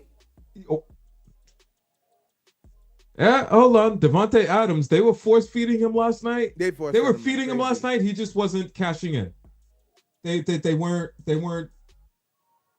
he wasn't making the catches. No, the receivers for the Bears, so Tupac Shakur, he's like, the receiver for the Bears are good. They really are. For the Bears and for the Packers, they really are good.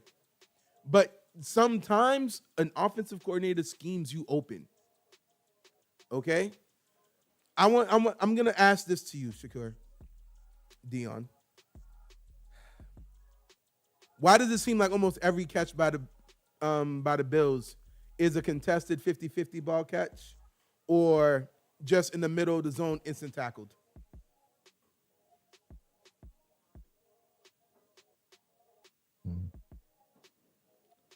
It shouldn't be like that.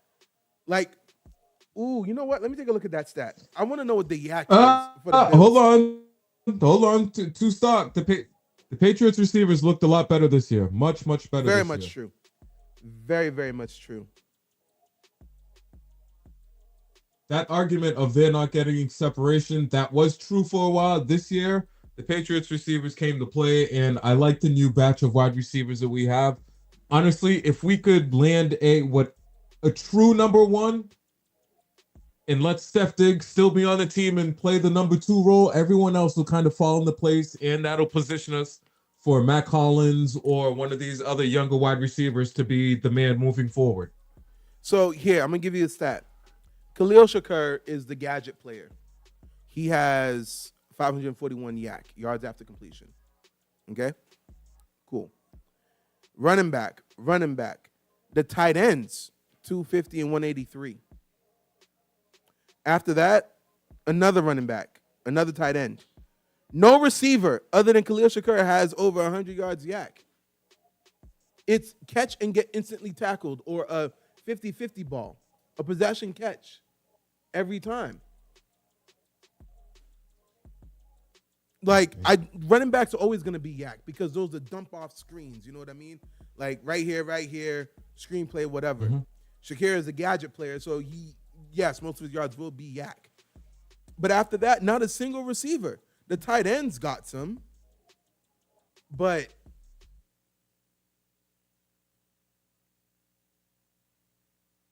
now, but Kyle Williams has been getting open, Shakur. And at least, okay, fine. I'm gonna take a look to see what their yak is. All right. Just remember this: 541 for Khalil Shakur. I don't do running backs. I don't count running backs. Tight ends is 260 and 180. All right. After that, no one. The next closest is 88, and that's Keon Coleman, who was suspended, who was sat down for a few games. Okay. Yeah. Now let's take a look at the Patriots. The Patriots numbers are going to look much better. I can tell you that much. I'm looking. What? Oops.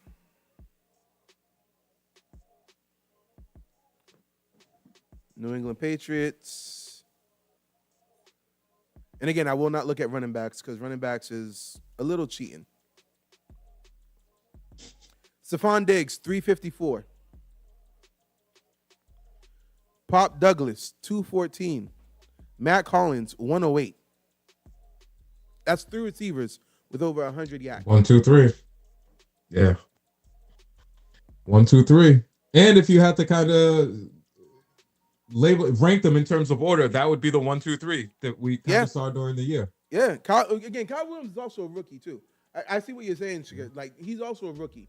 So he has to have time to build that connection, but he also needs to fight for playing time because he didn't come in as the wide receiver 1 and got practice with Drake May. Drake May had to build rapport with Pop Douglas, Stephon Diggs, Mac Hollins even. Keyshawn Booty. Booty actually has less yak than Kyle Williams. Kyle Williams got 79. Booty got 38 for the season. Oh, for real? Oh.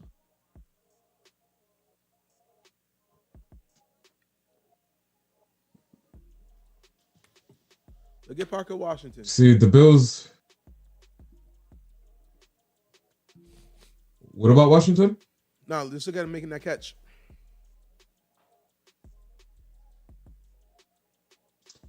Why does my thing keep falling? You're losing reception. I don't know. It goes from being live to not live. That's why a couple of times you said something. I'm like, wait a minute. I'm watching commercials. Why is he watching the game? Mind you, I will say this: antenna is still the best to watch sports because antenna and cable. Because I do stream a lot of things, but you know what? It's streaming. Is that 2 Chainz? I thought it was 2 Chainz behind that woman that gave her a Yeah. high five, right? I think that was 2 Chainz. Oh, What was I talking about? I really got distracted by that being 2 Chainz. no, enjoying watching games on antenna instead of streaming Yeah, or because online. it's always gonna be before the streaming cable. Damn, you still on Stream East? That's crazy work. Send me the link. That's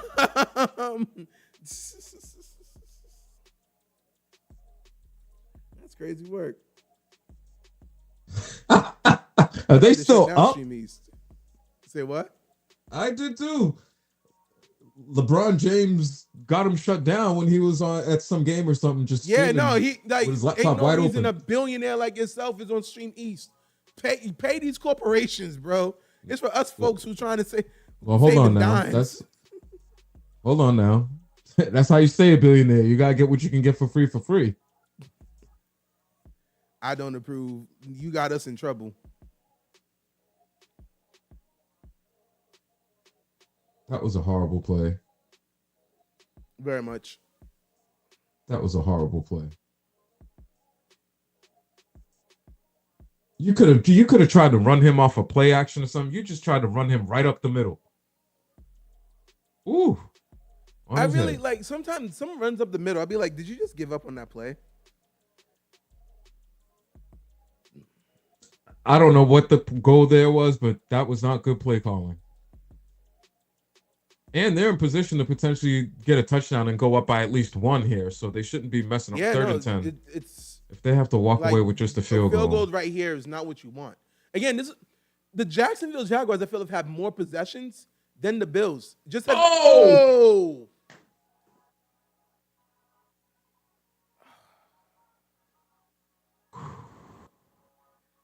Damn. That was a touchdown. Wow. He would have had to held on to it so he would have caught it and then got hit immediately. I think he's been doing a good job of catching stuff though. That was so last second tip, like literally. All right, but again, this is not. Listen, I've always said this: ending a drive in a field goal, not an extra point, is not a successful drive. It's not the worst case scenario. Worst case scenario is a defensive touchdown. Second worst case scenario is a turnover. Third worst case is 3 and out. And then after that, look, punt, then field goal. You don't want those. in this instance, them getting a field goal in this sloppy game, it helps them more than it hurts them. It's keeping them still doesn't hurt within them. striking range. You're right. You know what? Be grateful for what you can get, but it's not. You're not. You don't win with just field goals. You won't lose by just making field goals, but you won't win by just field goals.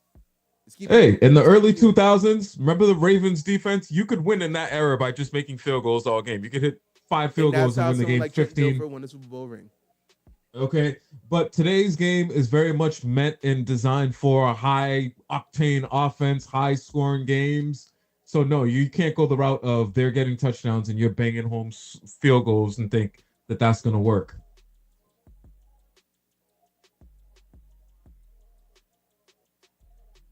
Let's see here. Oh, man.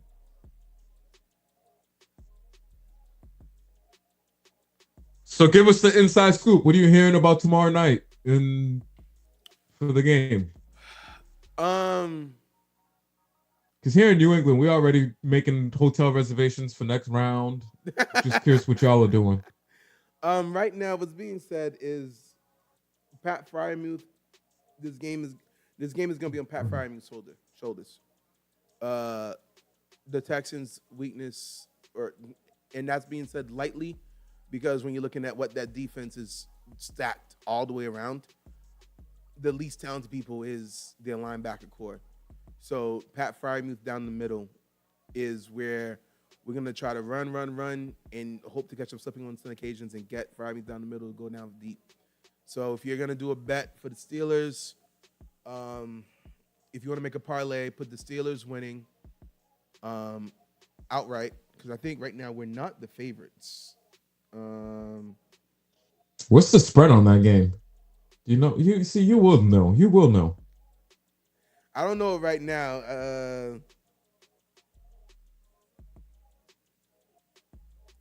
Let's see. Let me see if I can pull that up real quick.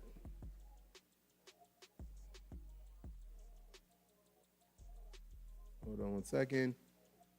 I'm just sharing that we're live again for the second half on Twitter or X, depending on what you call it. Season appearance. Last day postseason road games. Whoosh. Yeah, history's not on the side of the Bills, okay? They're showing me all this relevant information. They haven't won a road game in the playoffs since 92. The Bills or the Jaguars? I'm pretty sure they were they were talking about the Bills. Because the Bills went to 4 straight Super Bowls and lost. Oh, yeah. Okay, so right now the Steelers are 3-point underdogs. So your parlay bet should be Pat Fryermuth. Let's see. I'll tell you right now what that would pay out to be. Hey, chat. Like parlay, but write this down. There's a right now, if you're on, what app is this? DraftKings. There's a boost if you want to use it.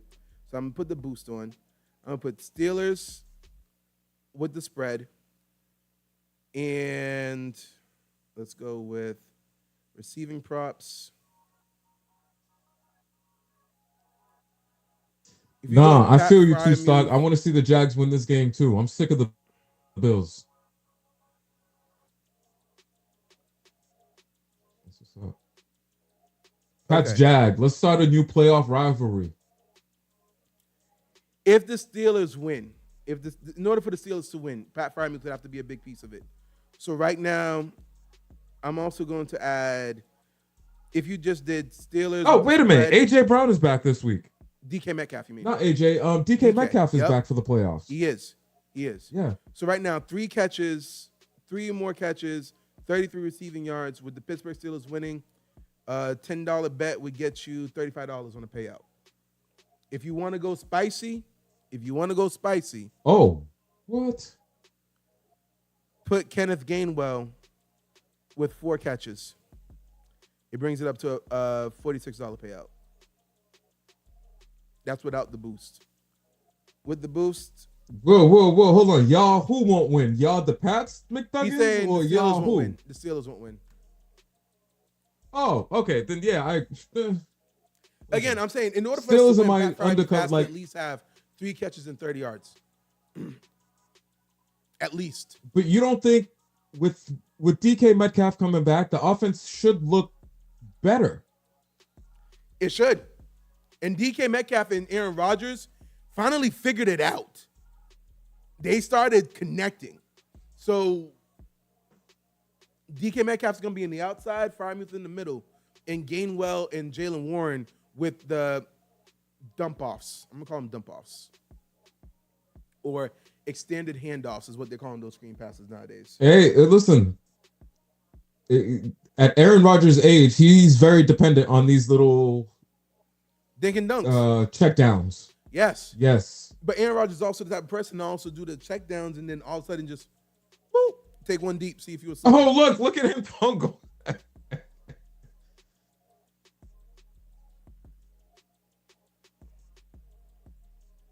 Let's see here. This game lacks the same fireworks and then just not the same feeling around this game as the games yesterday. But technically, all the games didn't have a real good feeling in the first half.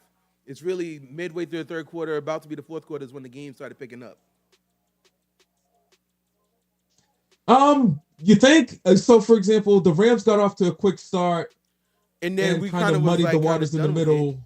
And then all of a sudden, the Panthers came back, and we're like, "Wait, whoa!" And even last night, the Packers seemed to come out ready to go, and then couldn't figure out the middle half of the game. Well, it's I got to be careful because the kicker correctly missed points that just would have made such a difference.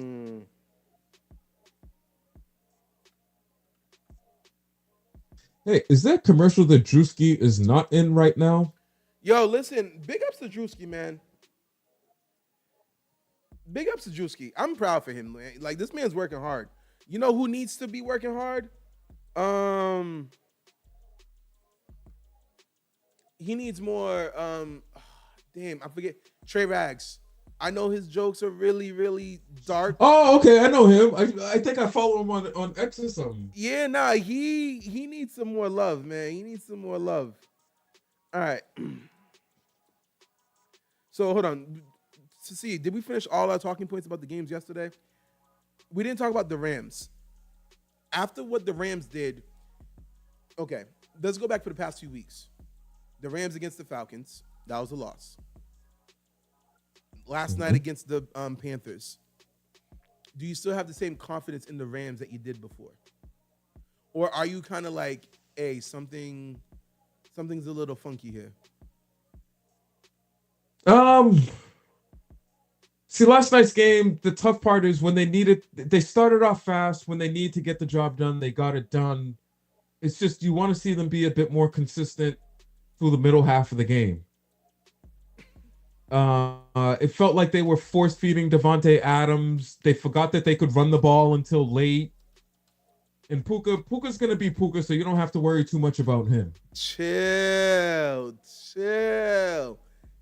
on that, McThuggins. Chill. Whoa.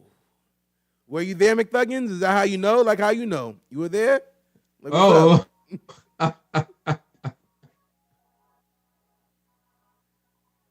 Listen, okay, Shakur, you're only hating on the Rams because you hate the fact that Matthew Stafford might win the MVP over Drake May.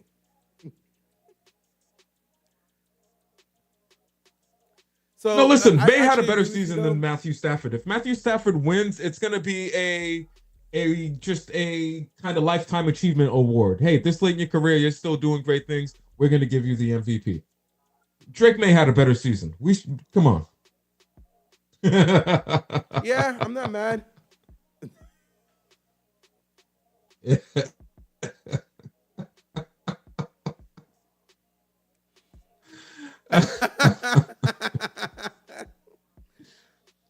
All right, so I guess you're the professional Diddy watcher. Like, is that what you are, McThuggins? Oh, that's a good catch. Yo, is BTJ back? Is BTJ back? Is he a diddler? Is he a diddler? Is Brian Thomas Jr. back? I feel like that's a fair question to ask right now. Guys, it's 1 year. Let's see what next year brings us. No, but fair to say, Brian Thomas Jr. this year was a complete disappointment.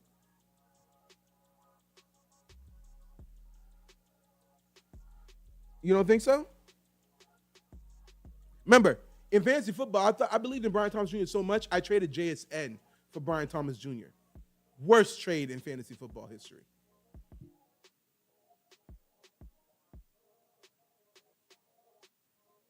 Okay. Look, Where's he? Do you know where he went to college? who?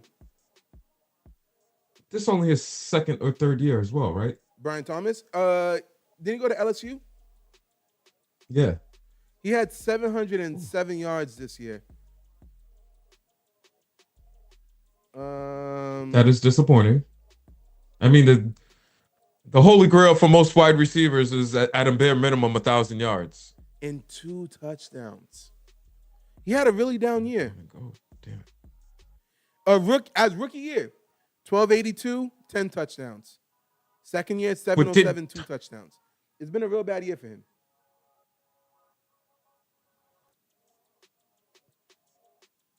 Yeah. Hey, it's that second year, that sophomore slump.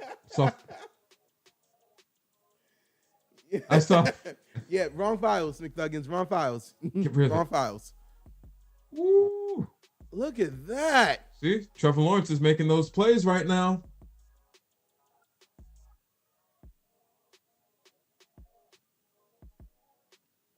Drewski files.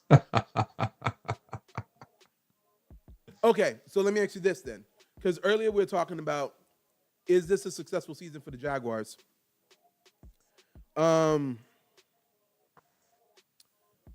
If they don't make the playoffs next year, if they go back to being a 6-win team next year, what do you do?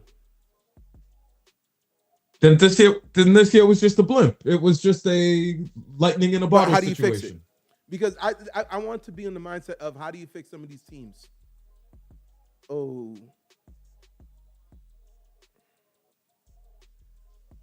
Now you got to start looking at their systems, and are the systems they're running maximizing the strengths and hiding the weaknesses of the players they have on the team?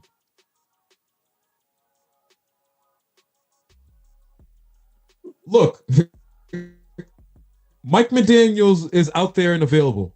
Every single NFL team with a young quarterback right now should, at a bare minimum, be looking at your offensive coordinator and saying, hey, is Mike McDaniels better than this guy? And then going from there. Someone like the Patriots, you'll look over, you'll see Josh McDaniels, you'll say, you know what? I trust Josh McDaniels with my young quarterback. Mike McDaniels, we don't need you in New England. But not every team can say that. Washington Commanders, what's your plan? What is your plan? The Commanders this year was just the Chicago Bears. The Commanders this year was injuries. Are you And 100% the holdout confident? with, I don't know who the Trevor offensive Lawrence coordinator is there, but Huh?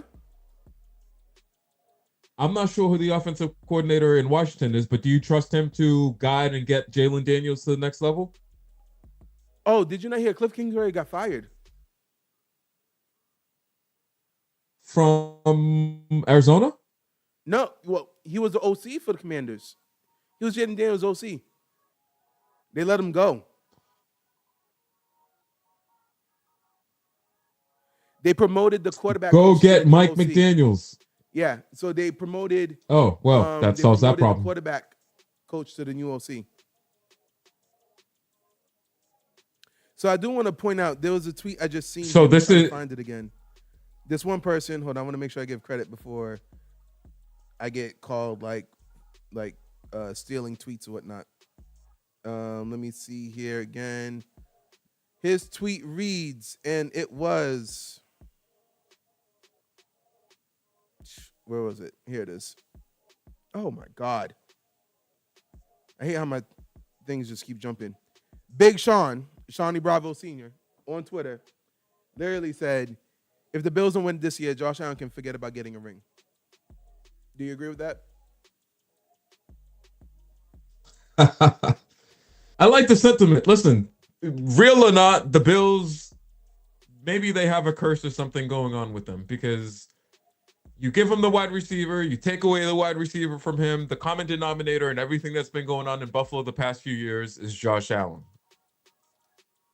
They had a window the way they could have gotten it done when the Patriots were in disarray and the division and just was looking all types of in disarray. They let the Patriots somehow go into a quick rebuild and looking competitive again. Miami's going to start the rebuilding process. The Jets are going to be rebuilding. So they need to figure out how to get the job done. There we go. Oh. Ooh. Take Look the yards at and go down, that. bro. 3 and Okay. 1. So Third and 1. to not for devil's advocate, but to argue your point. Wait, no. First, what's your official answer? Can he forget about getting a ring if he doesn't get it this year? Is it done? If you had to put a percentage on it, what percentage would you put him of getting a ring if he doesn't get one this year? And then I want to bring up McThuggan's points about OCs and whatnot. Less than 50. So what you say? What percentage did you say? Let's put him at less than 50%. Yeah, listen, you're not promised to keep making it to the playoffs and keep making deep playoff runs. So That's if you why I would can't get actually it done put it at like relatively 15%. earlier. I would say 1.5. He has a 15% chance of actually geez. winning a Super Bowl ring if he don't win it this year, which I don't think he will. He's only going to get more expensive. People are not giving up wide receiver talent. Yeah. And unless they get Dayball back in the building this year, it's done. And with that, that's the segue to the next point. Dayball. Okay. So first off, you said that McThuggins mentioned that. Okay, actually, let me go back a little bit further for two stocks occur. Josh Allen loses this game. I'm not blaming the wide receivers. I'm blaming the OC. Woo! What a tackle. All right, next point. Cliff Kingsbury can't be fired as an OC and get a job as a head coach. You don't get fired to get promoted. Like, that's really weird. You don't get fired up? You don't get fired up. You don't get fired up. You can leave your OC job to become a head coach, but you don't. Like, damn, they didn't even want you as the OC anymore. Why would I want you as my head coach? Like, that's not going to happen. Now, what you actually said here is a really good point. Dayball. Ooh!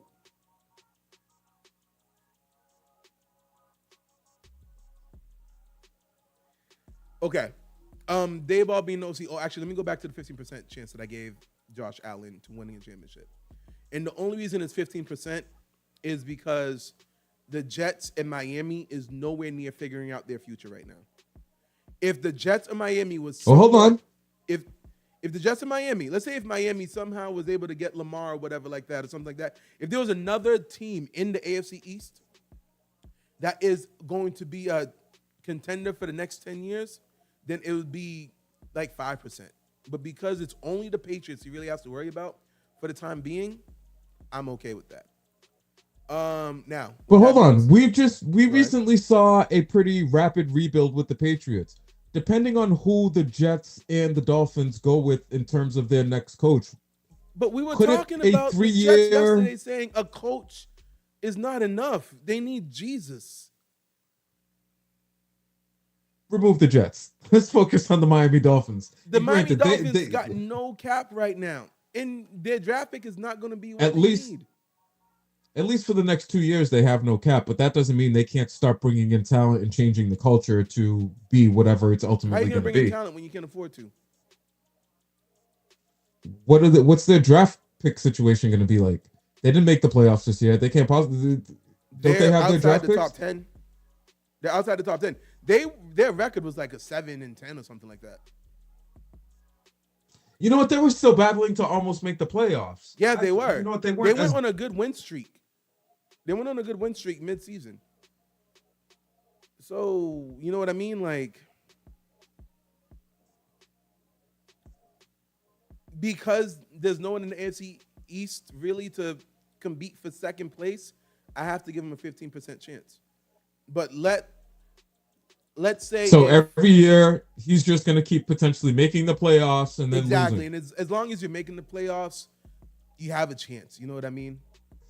But if I knew that you had to fight to make the playoffs year in, year out, like if you were in the AFC West where you got the Broncos, the Chiefs, and the Chargers that you got to face year in, year out, oh no.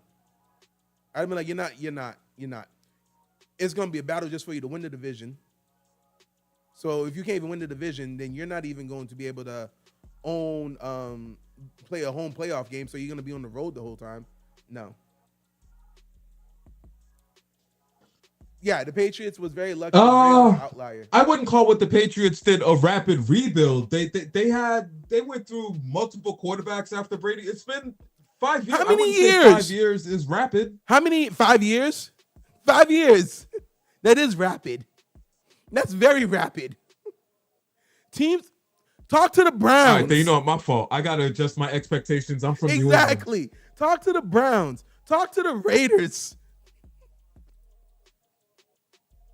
Talk to the Panthers. Oh, well, those are shit organizations that don't know what they're doing. I'm talking about a reasonably well-run organization like the New England Patriots. Or, you know what? Who is it? Somebody just said Texans in the chat. Two Stock Shakur just said the Texans went through a pretty quick turnaround. No, but they also traded and got a haul from the Browns. They got like 2 first-round picks from the Browns or whatnot. Okay, so now we quick turnaround. It's not going to be the same formula for every single team. The Browns thought they were going to be in the playoffs year in, year out with Deshaun Watson. They somehow ended up being one of the worst teams still for like 3 years. And the Texans came in and was like, word, we got 2 top 3 picks. Yeah. Let's go. Yeah. This is nuts. But one of the things they used to say during the Deshaun Watson situation is he'd be on the massage table and he'd lift his hips up and start gyrating on the massage table. How did we go from My fault. How did we That go came out of nowhere. Can Josh Allen win a championship if he loses this game to damn near Deshaun Watson was gyrating on the massage table? It was like, look at these. Yeah, you brought the hips. Cleveland Browns Shakira? Was he singing Shakira while he was at it? These hips don't lie. Like, what's going on here, bro? Like, what are we doing here?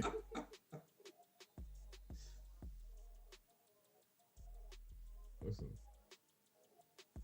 All right, how does Mr. Allen respond? Yo.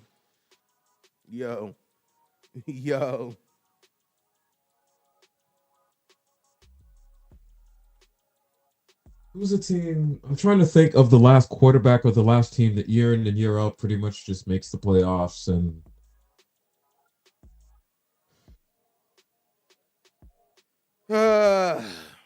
okay. Down 4. There's still a lot of time left. So how many? Okay. So wait, no, we were talking about something else. Oh, OCs. Dayball. Bring Dayball back to Buffalo. You let go of Joe Brady. You bring Dayball back. Dayball was the OC when Stephon Diggs and Josh I told you Allen before that I like Dayball as an offensive coordinator. I like Dayball as either off. Maybe he's not ready to be a head coach. I like him as an offensive coordinator working with quarterbacks.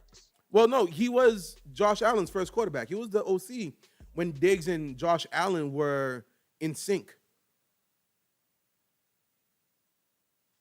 He got the job in New York because of what he did. And they let him go. He went down to New York.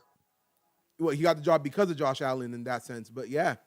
So if not, like, listen, honestly, truth be told, I would love for us.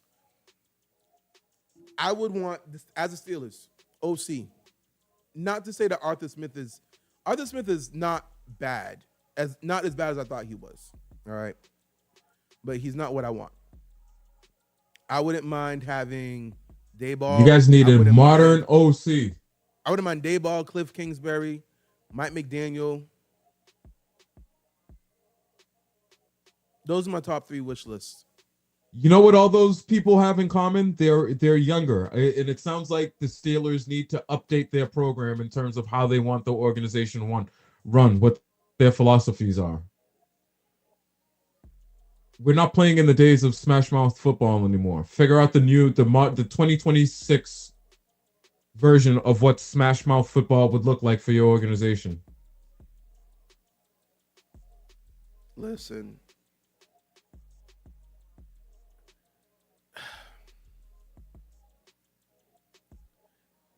I think I was talking to cousin them, and he agrees with me. I agree with him, and he agrees with me because I've been saying this for a little bit. Mike Tomlin has a very high allegiance to veterans. He will not start a young player over a veteran. You got to earn your stripes with Mike Tomlin. Literally, cousin them, he was like, "Yo, when he has a young nigga on the team," and I'm like, "You just a young nigga on the team with Mike Tomlin. You don't deserve to start. That's just what it is. That is my one gripe with Mike Tomlin. His allegiance to veterans, I get it. But, whoa, we got a new vote that messed Well, his up. allegiance. What'd you say?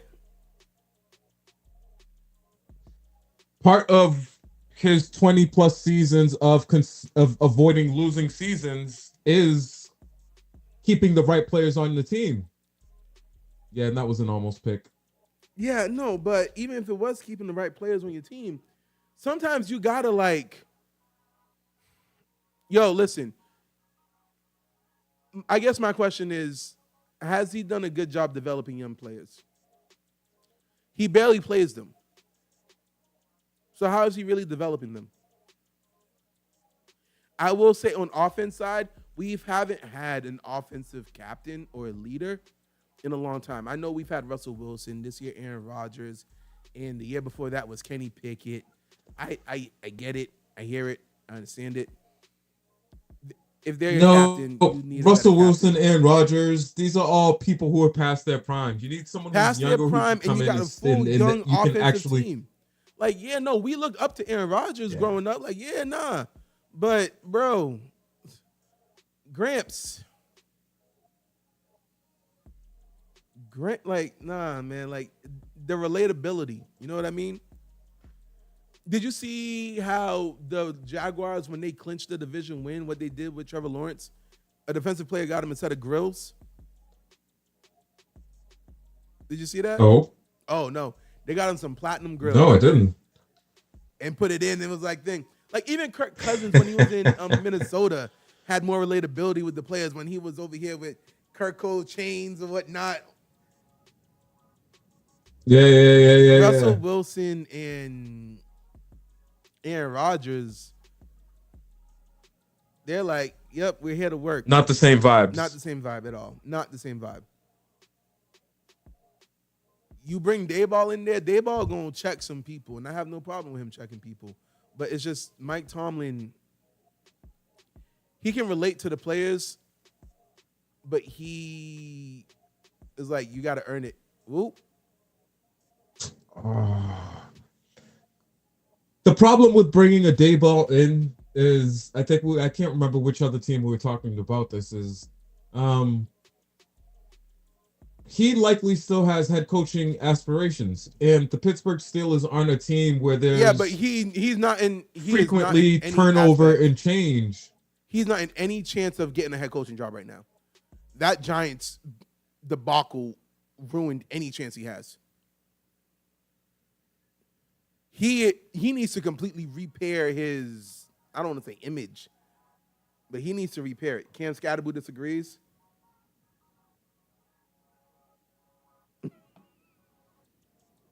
Yo, why are we not getting monetized? Hold on, what I do? Yo, hold on. The chat's smacking you around in here. Yo, like said, apparently literally. a certain Steelers fan thinks you can suck enough to get a top 5 pick and go immediately back into domination. Yo, first off, the chat been going because literally my thing did not. I know that Steelers fan.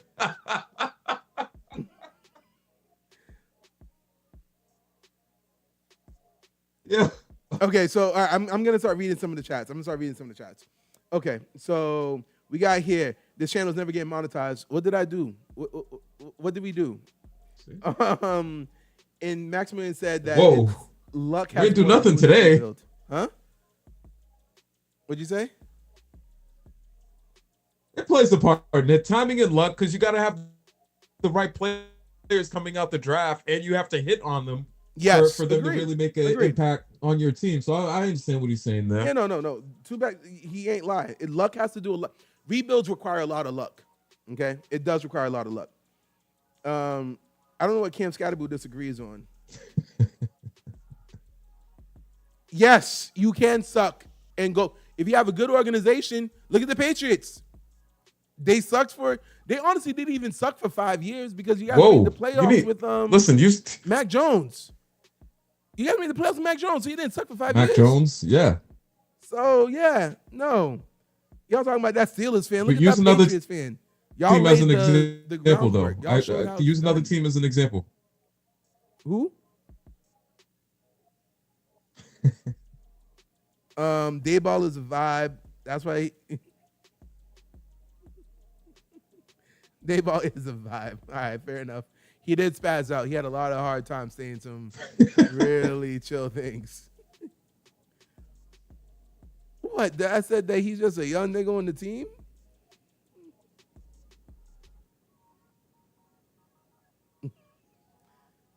Dayball is a player's coach, but I agree that he needs to go back to being an OC. Yeah, no team is, listen, as bad as the Giants was and as bad as the Giants has been like with his tenure. Hold on. Was that all on him? No, it wasn't all on him. But Was that all on him? But the buck Okay, stops so- there though.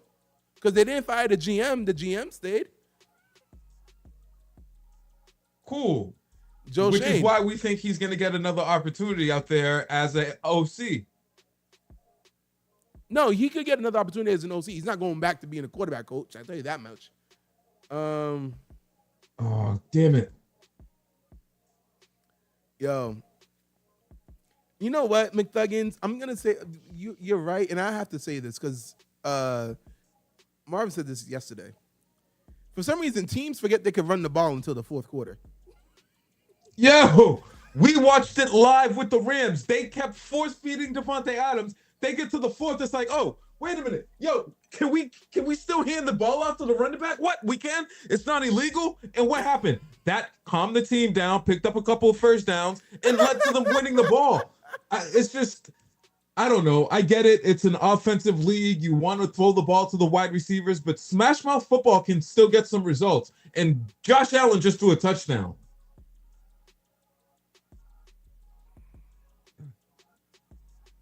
Darn it. Damn.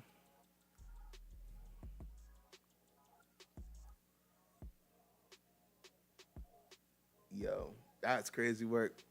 Look at the Baltimore Ravens. It took the Baltimore Ravens getting to the end of the season and fighting for their playoff lives to realize that, oh, hey, we got Derrick Henry in the backfield. If Lamar Jackson doesn't play, we should just probably turn around and hand the ball off to that man 35 times a game to give us the best chance of winning.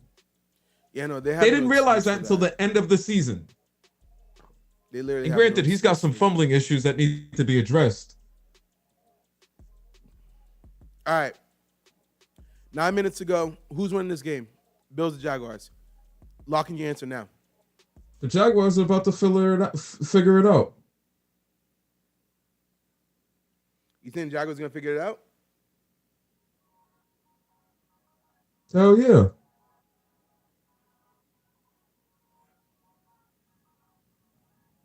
Let's see here. I'm going to put the poll in the chat here.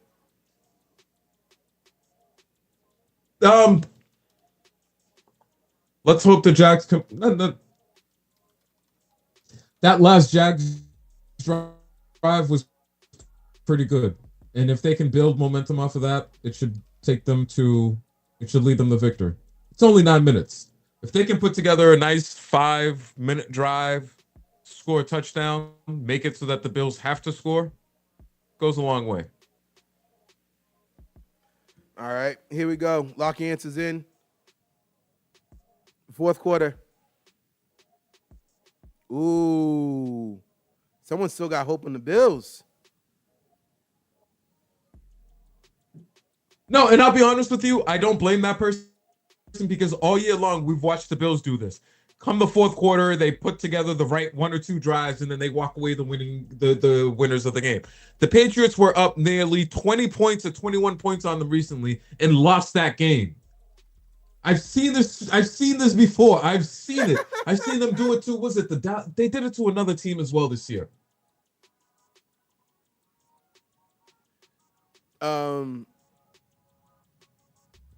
We beat the Eagles this year. The because Eagles they can couldn't stop the run. But wait, was Jalen Carter playing that game, McThuggins? I think he was out that game, wasn't he? Hold on. McTuggins likes the Giants, right? He's a Giants fan, yeah.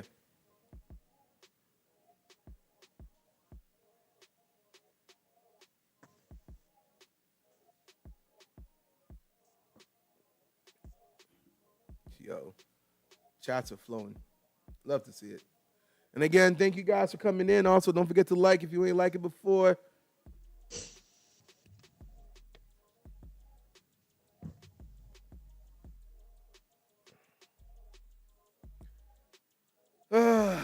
Listen, looks like we're Jags is in the lead with the votes, but it's actually kind of close. Look, it ain't over till it's over, but 9 minutes. Nah, but you gotta lock in right now. You gotta lock in your answer right now, right here, right now. Yep. Who finna win? Oh no, I already voted. I know. Already voted. Like, I'm just saying, like, stand to your conviction. Don't be like Maximilian, who hedges bets, making 2 brackets with pretty much opposite decisions. Oh, let's talk about it. Did he make 2 submissions? Well, there's another league that has a bracket going on that I wasn't invited into because I didn't make it to the end because I forgot to do my pick'ems. But whatever, we ain't gonna talk about that. And what is America's Who's getting true team, the carted off? Cowboys, Shakur? Yo. Nah, the Patriots.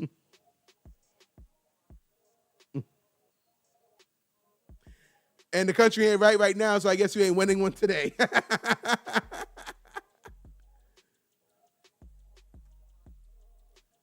Do you think there's more pressure right now on the Jaguars to win this game right now or the Bills? There's more pressure on the Jaguars because despite the fact that they have despite the fact that they're ranked higher than the Bills, a lot of people are looking at the Bills as, okay, hey, you should be able to roll in there and get the job done. You've got Josh Allen, Mr. Magic Man, go get the job done.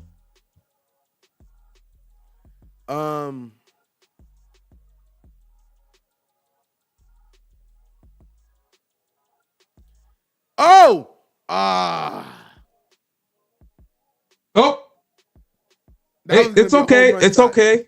That was gonna be a home run shot for real. No, it's okay. Guess what? Now you get to come back and run the ball to keep the clock going. Hopefully you pick up 4 to 5 yards and you live to fight another day. Not everything needs to be a home run.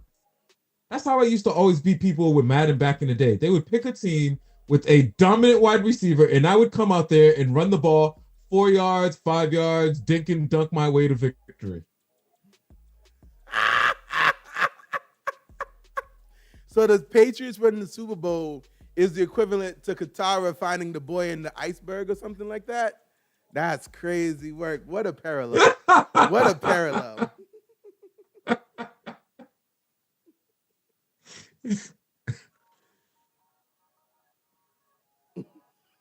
Listen, don't sleep because the Patriots' first Super Bowl victory was Patriots' first Super Bowl victory was not expected. Hey, actually, in the chat, if I throw a Super Bowl party, should I be streaming it or should I just like chill?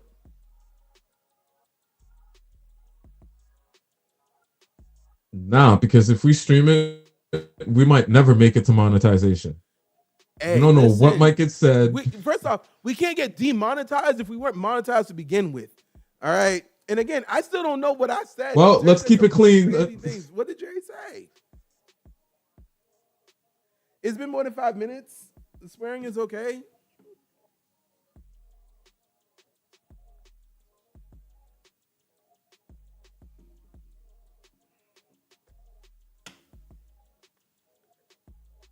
Both. What are they talking about right here? If they can't get this first down here, are they in? Is this 4 down territory for flag? Yeah, that's a flag. All right. On 47. Yep. Oh. On 58, you mean? Nah, I might have some of my cousins come through. It might be a vibe. Might be. 47. Okay. There'll definitely be some cheering. I know if the Patriots are in it, they'll definitely. That would be wild if you threw a Super Bowl party and we're playing music. Some people do. Oh yeah. We're not getting copyright. You're an undercover Patriots fan. Stop fighting it. Who? Who?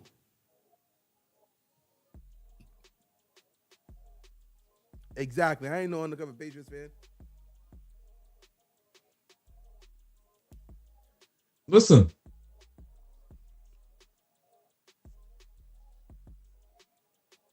Nah, you couldn't get separation there. You tried to use your left hand to make it look like he was holding you. Nah, that's no flag. Oh, also, this stream is gonna stay live after the fact, after this game is done. But it's just gonna be kind of dead. Oh. I'm not gonna be streaming the full Eagles 49ers game. We're gonna be off camera. And honestly, I might just come back on camera for like a little bit to finally end the stream officially.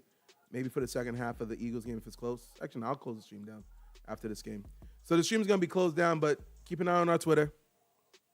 Might come back online just for like a second half of a game or something. Oh! Yo, you're ahead of me. Relax. My fault. Damn. My fault. Okay, you see that? Washington was somehow wide open, right? Running downfield. Like, wait a minute, why is he that open? Look at this. He was able to catch that in stride. It wasn't because he was schemed. He beat his man off the he beat his man. They were in zone. He got behind the zone. They were in zone. He got behind just the got zone. behind The the safety zone. was his man, and the safety got turned around.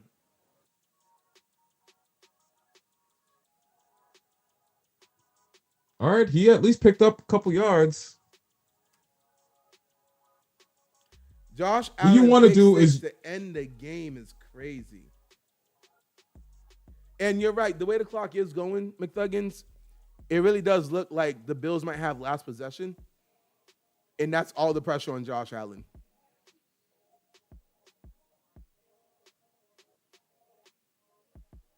I mean,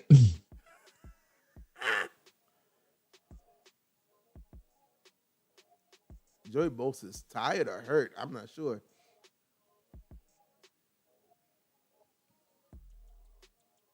I've seen a lot of NFL players actually been having that neck fan around their neck playing mid-game. he is still about 2 yards short. No, 1. Okay. The long one.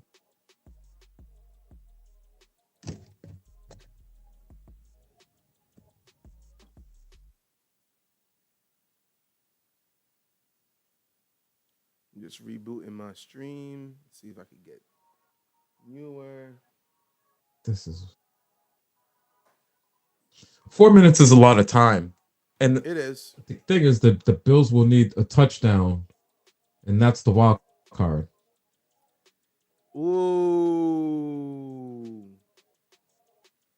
Oh, wow. First down. So you taking a picture in Jeter Judge jersey? Weber? No, so in the chat right now, Maximilian's trying to get McThuggins to leave the Giants and become a Patriots fan. He says he'll do it if he puts on a Yankees jersey on. Oh, no, Max was trying to get McThuggins to come over. Hold on. I think I'm going to have to start muting Shador. I'm Shakur because, like, yo, I said Shador. I'm going to have to start muting you. You're spoiling the game for me. This is interesting. I need to see the touchdown. Oh!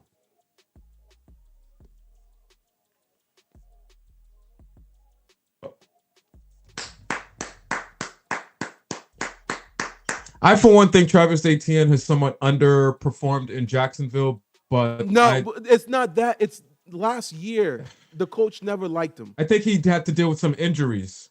No, it wasn't even injuries. The coach never really gave him a shot.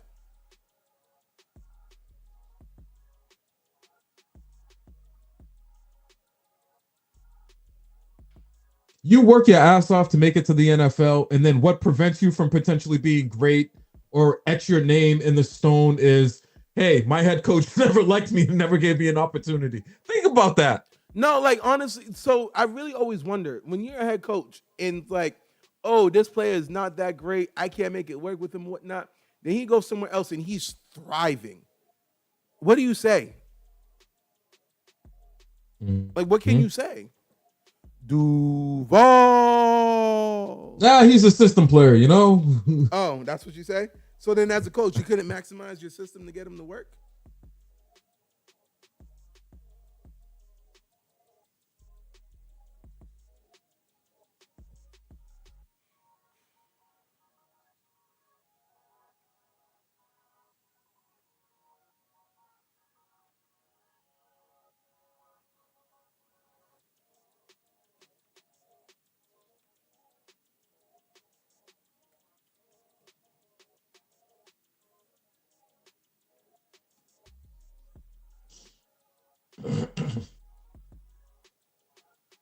Yo, you think Josh Allen got it in him?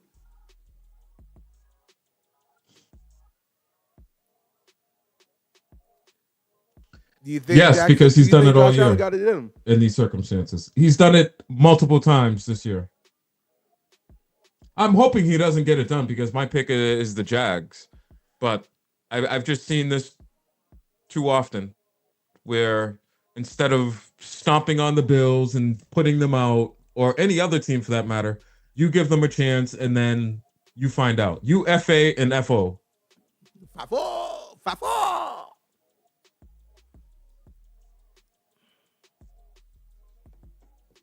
Bills. Okay, so I'm looking on Twitter right now. A lot of people are saying that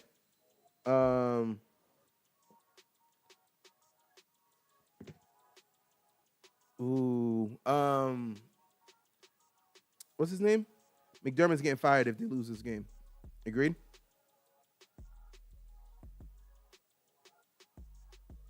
McDermott, the Bills coach.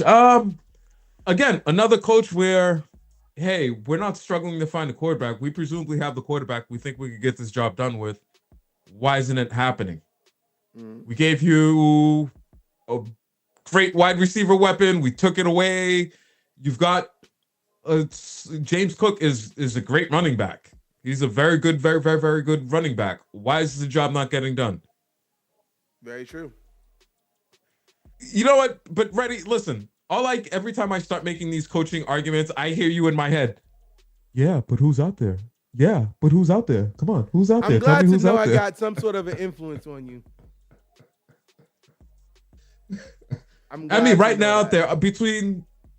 Right now there are some coaches out there that are appealing, but the most appealing of the coaches is Harbaugh, and I don't know that he would want to go to Buffalo. What if you trade McDermott to the Packers for LaFleur? I would love to see a head coach get traded for another head coach during my lifetime. Just interesting.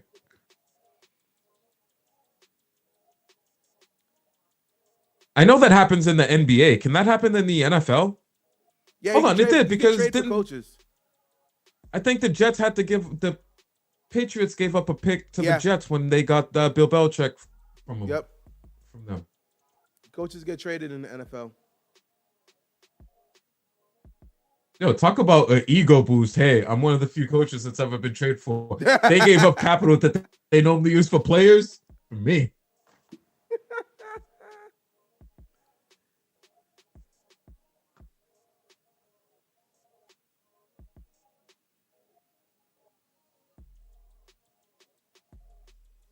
Oh, man. Pressure on Josh Allen. Stopped. He's short.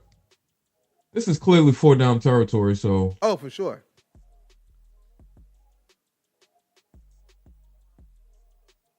Third and 1. Oh, they're going to do one of these Josh Allen specials. That's a long one. That's a long one. Blow the whistle. Blow the whistle. You mean throw the flag? Throw the red flag? No, they need to just blow the whistle because he was held up and stopped. What are they saying? All right. Where's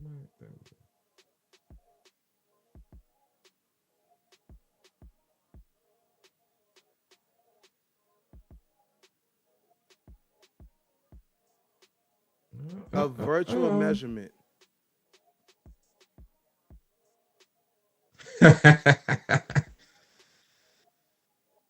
That is interesting. We got one of those earlier. Yeah, we did. I saw that and I was like, is the virtual measurement with the chip in the ball or something like that? With the ball, yeah. Yep. Okay, so Max thinks the Bills are going to come back and win this game. That's a lot of time left for him. Listen, all stream I've been saying, hey, they've done this before. Oh, really? That's a bullshit. Bullshit. I'm not buying this virtual measurement.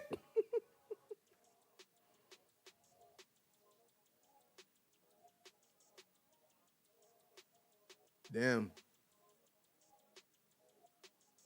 They're about to hit the 2-minute warning.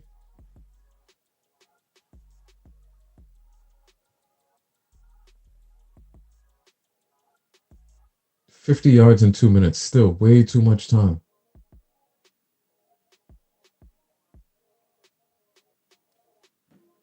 Whoa. What? Wait.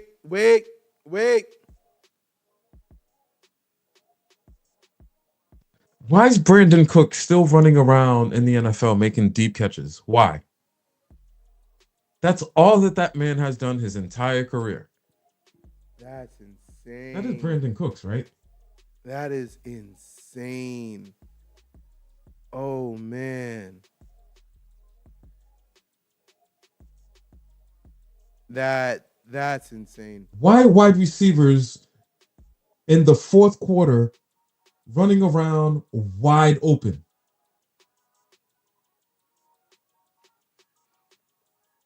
Why is 32-year-old Brandon Cooks in the playoffs making practically second on his team in reception yards? Drive-saving, legacy-saving catches? And I mean, I know it's not over, but guys, you gotta do better. You can't waste the day that Parker Washington had for the Jacksonville Jaguars. 7 catches, what is the stat 107. lines? Yo, yeah, read me the stat lines real quick. Who, Parker Washington? Yeah. 12 targets, 7 catches, 107 yards, and a touchdown. Damn. He's gonna be like a second round pick next year. Brian Thomas, 2 targets, 2 catches, 21 yards, and a touchdown. Shakur, like, yo, he definitely. Oh, Jacoby Myers is with the Jacksonville Jaguars. Wait, what happened with the Jaguars? I forgot that Jacoby Myers is with the Jaguars, which, I'll be honest with you, I don't know whether or not that was a great decision for him. He left, I think it was the 49ers. He got traded. He was on the Raiders. He was on the Raiders and got traded to Raiders. There you go. Thank you. Yeah. He went with Josh McDaniel, hoping that was gonna be, great. Now he was like, "Yo, get me off this team. Get me away from you. Get me away from everybody." He got traded this season. It's the truth.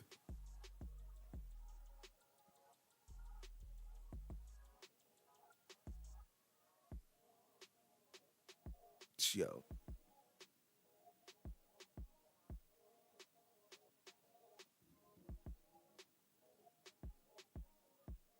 We have been live for 2 hours and 54 minutes. That is crazy. Yeah, these day games, they run about 3 hours. Yeah. Oh, I somewhat lose track of time. It just be feeling like, okay, cool. We just watched a real quick game. Last night I went upstairs. I was like, wait a minute. I was thrown off with the time. I was like, anytime we streamed. I didn't get home till the second quarter. Okay. Yeah, it throws time off because it feels like time somewhat slows down to stuff, but no. Okay, let's go Jags. So here's the thing. The Bills still need to score a touchdown. This is not, we're in field goal range, we're good. So the Jaguars can still win this game. They got to sit. That safety sat on that route.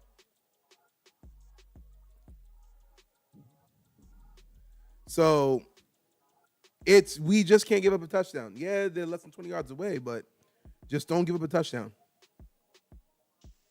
That's a lot easier said than actually done. It is. When you get into... You can't let it be any rub routes. You got to make sure no rub routes. Honestly, your goal is to make sure they don't get within the 10-yard line, or at least within the 5-yard line. Because once they get to the 5-yard line, they do that play action rollout rub route where that one person's running in the flat wide open and they could just like turn up field for like extend the ball. And yeah, no, I'd rather be on the Jaguars than the Raiders any day. Even before the expectations where we didn't expect them to make the playoffs. I'd still rather that over the Raiders any day. Any day. What did Devontae say?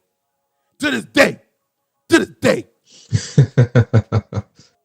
That was Devontae, right? I can't remember who it was.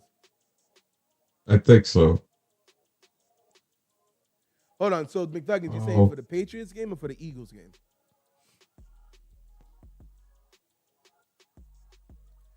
People saying we got to come back on for the Patriots game.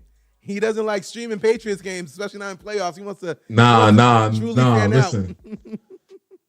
Yeah, we're definitely not getting monetized if that happens, because I start throwing things and flipping chairs over, swearing. No, listen, I want to be able. We talked about it. We really did. It's just I want to be able to sit and watch this game in peace. Nah, then you don't need to say nothing. Just turn your camera on and you can be on mute. I'll be here talking. Fourth down. The clock for? Someone call a timeout? No, I think they're trying to do a measurement. It was nowhere. Ooh, another virtual measurement? Down. Like, why are they measuring it?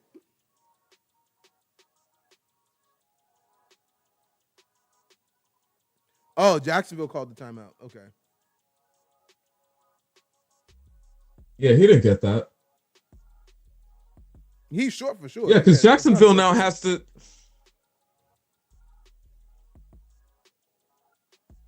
See, Jacksonville now has to start trying to preserve as much time as possible in the event that the Bills score, which it's looking more and more likely. No, you do not want them to score. Don't. How about your defense has been a real good defense all season? Guess what, defense? Do your job.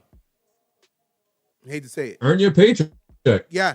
Fourth and inches. All he has to do is reach the ball over and back. So, and when he reached the ball over, smack it out his hand. That's a fumble. Yo, relax, Max. Relax. Oh, duality of man 2.0. Ain't no peace on stream. Wait, no. They had to blown the whistle dead. They're calling a touchdown on that. No, whoa. Nah, y'all definitely. I heard a whistle. See, I'm watching with the sound off. I thought that they would have stopped it.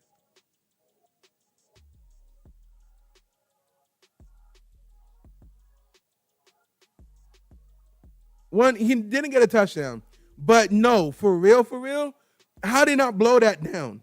You can put the volume up, just put it low, because your microphone is one directional. He was definitely short, but nah.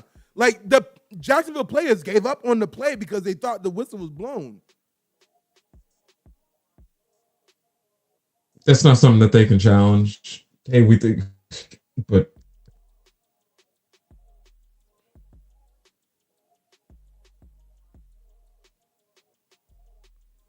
hold on. Did they really not blow the whistle? Wait. So hold on. We can carry our players forward now for yards? Well, isn't that what the tush push is? That's pushing your player. They literally sandwiched him and carried him forward. Nah. Like, that should not. First off,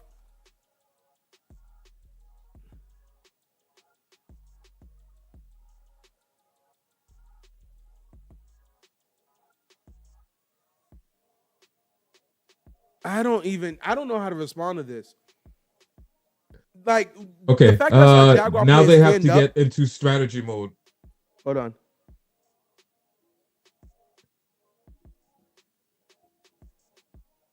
You know what? You let them score. Jacksonville called timeout to make sure there's no 10-second runoff. Nah, I don't. The fact that the Jaguars defenders gave up on the play and then he was still being pushed, and they're like, yo, what the hell's going on? Like, nah, B. Something that Jaguars defense, that's on you. I thought the whistle was blown. Shame on y'all, man.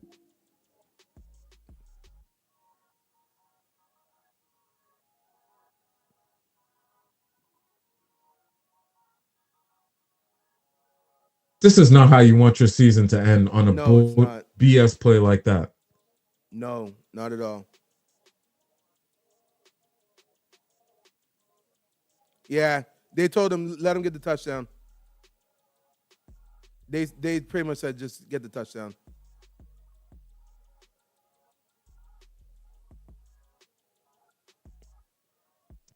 Yep, because they need as much time as they possibly can. Yeah. At a bare minimum to get into field goal range and send this game into overtime. I don't like that call there. Not, hey, as a player, I guess you just got to move on to the next play, but I don't like that call. About that. If one of the linebackers came in and had a running head start and cracked that pile, you're throwing a flag. They did it last night against the Packers. I don't know if you saw it. There was like a dog pile where they were pushing each other, and then Mixon came over the top. And when he was over the top, that's when the guy finally went down. They're like, unnecessary roughness. Like, what are you talking about? Like, literally, defense really is, they're playing with a few hands tied behind their backs, man. It's the NFL. I get it. Offense is important. But honestly, there needs to be a consistency ruling on referees and blowing the play dead. That's the issue with the tush push. That's the issue with this one right here. And, yeah, Jacksonville just lucked out. The Jags got screwed. Yeah. They got screwed. Josh Allen lucked out. Jags, 1 minute and 4 seconds, no touchdowns. You do got the kicker who's kicked 2 60-plus yard field goals. Yeah, but you know what? If that momentum situation, the momentum's a bit with Buffalo right now. The Jags have to come out and fight to keep or maintain some type of. Man, listen, NFL wants to beat the allegations that fighting. It's rigged. But you do stuff like this, man, it's kind of like, nah, man. You make it hard. I feel like it's weird. Your offensive lineman just carried you forward to the 2-yard line. They weren't. I don't know. I don't like that play. Definitely don't. I wonder if that's going to be a conversation in the offseason. Because I know tush push this is the last year with the tush push, so we don't have to worry about that anymore. But do you think that part of the rules they're going to put in to ban the tush push is going to be with the whole pushing of the pile? Oh, absolutely. It should be, honestly, no more pushing of piles. Once there's a pile, whistle's blown dead. You don't have to worry about plays dead. F4 progress and whatnot. Where the pile started is where the play is over. Because we can't come in and start tackling, but offensive linemen can come in and push the pile forward. Like, nah, forget that. And oh, stop it.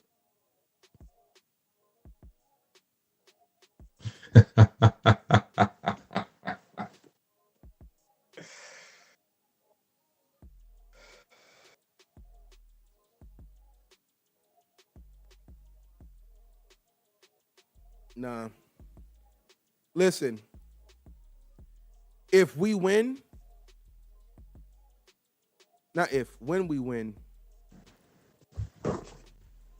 who's the 7th seed? The Chargers? All right, so the Bills are facing the Broncos. Yep. The Bills are facing the Broncos. What chances you give them? That would be a good game because the Broncos are another team that, like the Bears and Bills, they seem to only come alive in the fourth quarter.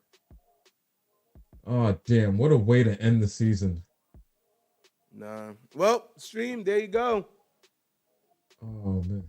Keep, there you go. Listen, Max, 2-stock, McDuggins. Yo, the script. That's the script. Oh, damn. Script. All right, yo, be easy. McThuggins. Listen, real discouraging. I'll start up the stream tonight. If you want to join for a half or whatever, let me know. Like, yo, show us your true reaction. Don't Yeah, I'll let let you know. I monetization. You gotta might monetize hop first on. to get demonetized. What'd you say? Oh, listen, don't worry. If we get up real big, I'm hopping on and celebrating nice and early, but we'll see. I might be on. I don't know. I'm not committing to anything. Yo, Pats versus Bills, number 3, the trilogy.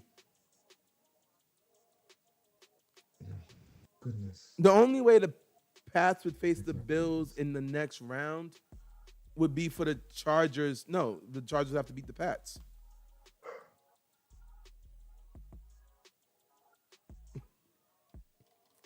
The Bills are the 6th seed. There's no way the Pats can play them there's no way the Pats can play them because the Broncos are gonna play the lowest seed. The Broncos will get the lower rated. The only seed. way for them to play would be the AFC Championship. And the Bills right now. It would be the AFC Championship would be the only way. Correct. Where the Bills beat the Broncos and the Patriots beat the Steelers, which won't happen.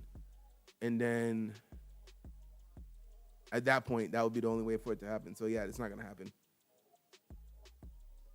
No, I mean, the Patriots can take care of the Steelers. It's the Broncos we're really worried about. I really don't like that 10-yard push forward stuff. That really, that was a bad vibe. I didn't think that players could do that, but apparently I need to go freshen up on my NFL rules understanding. The referees need to go freshen up on the rules understanding. I hate for a game like that to finish like that. That really is disgusting. But all right, y'all. The stream will be back up at 8 o'clock tonight. We out. Check you out later. Yeah, I'm gonna try to see if I could guilt him into joining the stream because he's the true Pats fan. We need your general reaction. Join from your phone if all it is. Max, thanks for your hate. I'll hop on and be in the chat or something. Listen, first off, you got to worry about your Seahawks winning next week, all right? But y'all be easy, all right? Stay blessed. Like, subscribe, do what you got.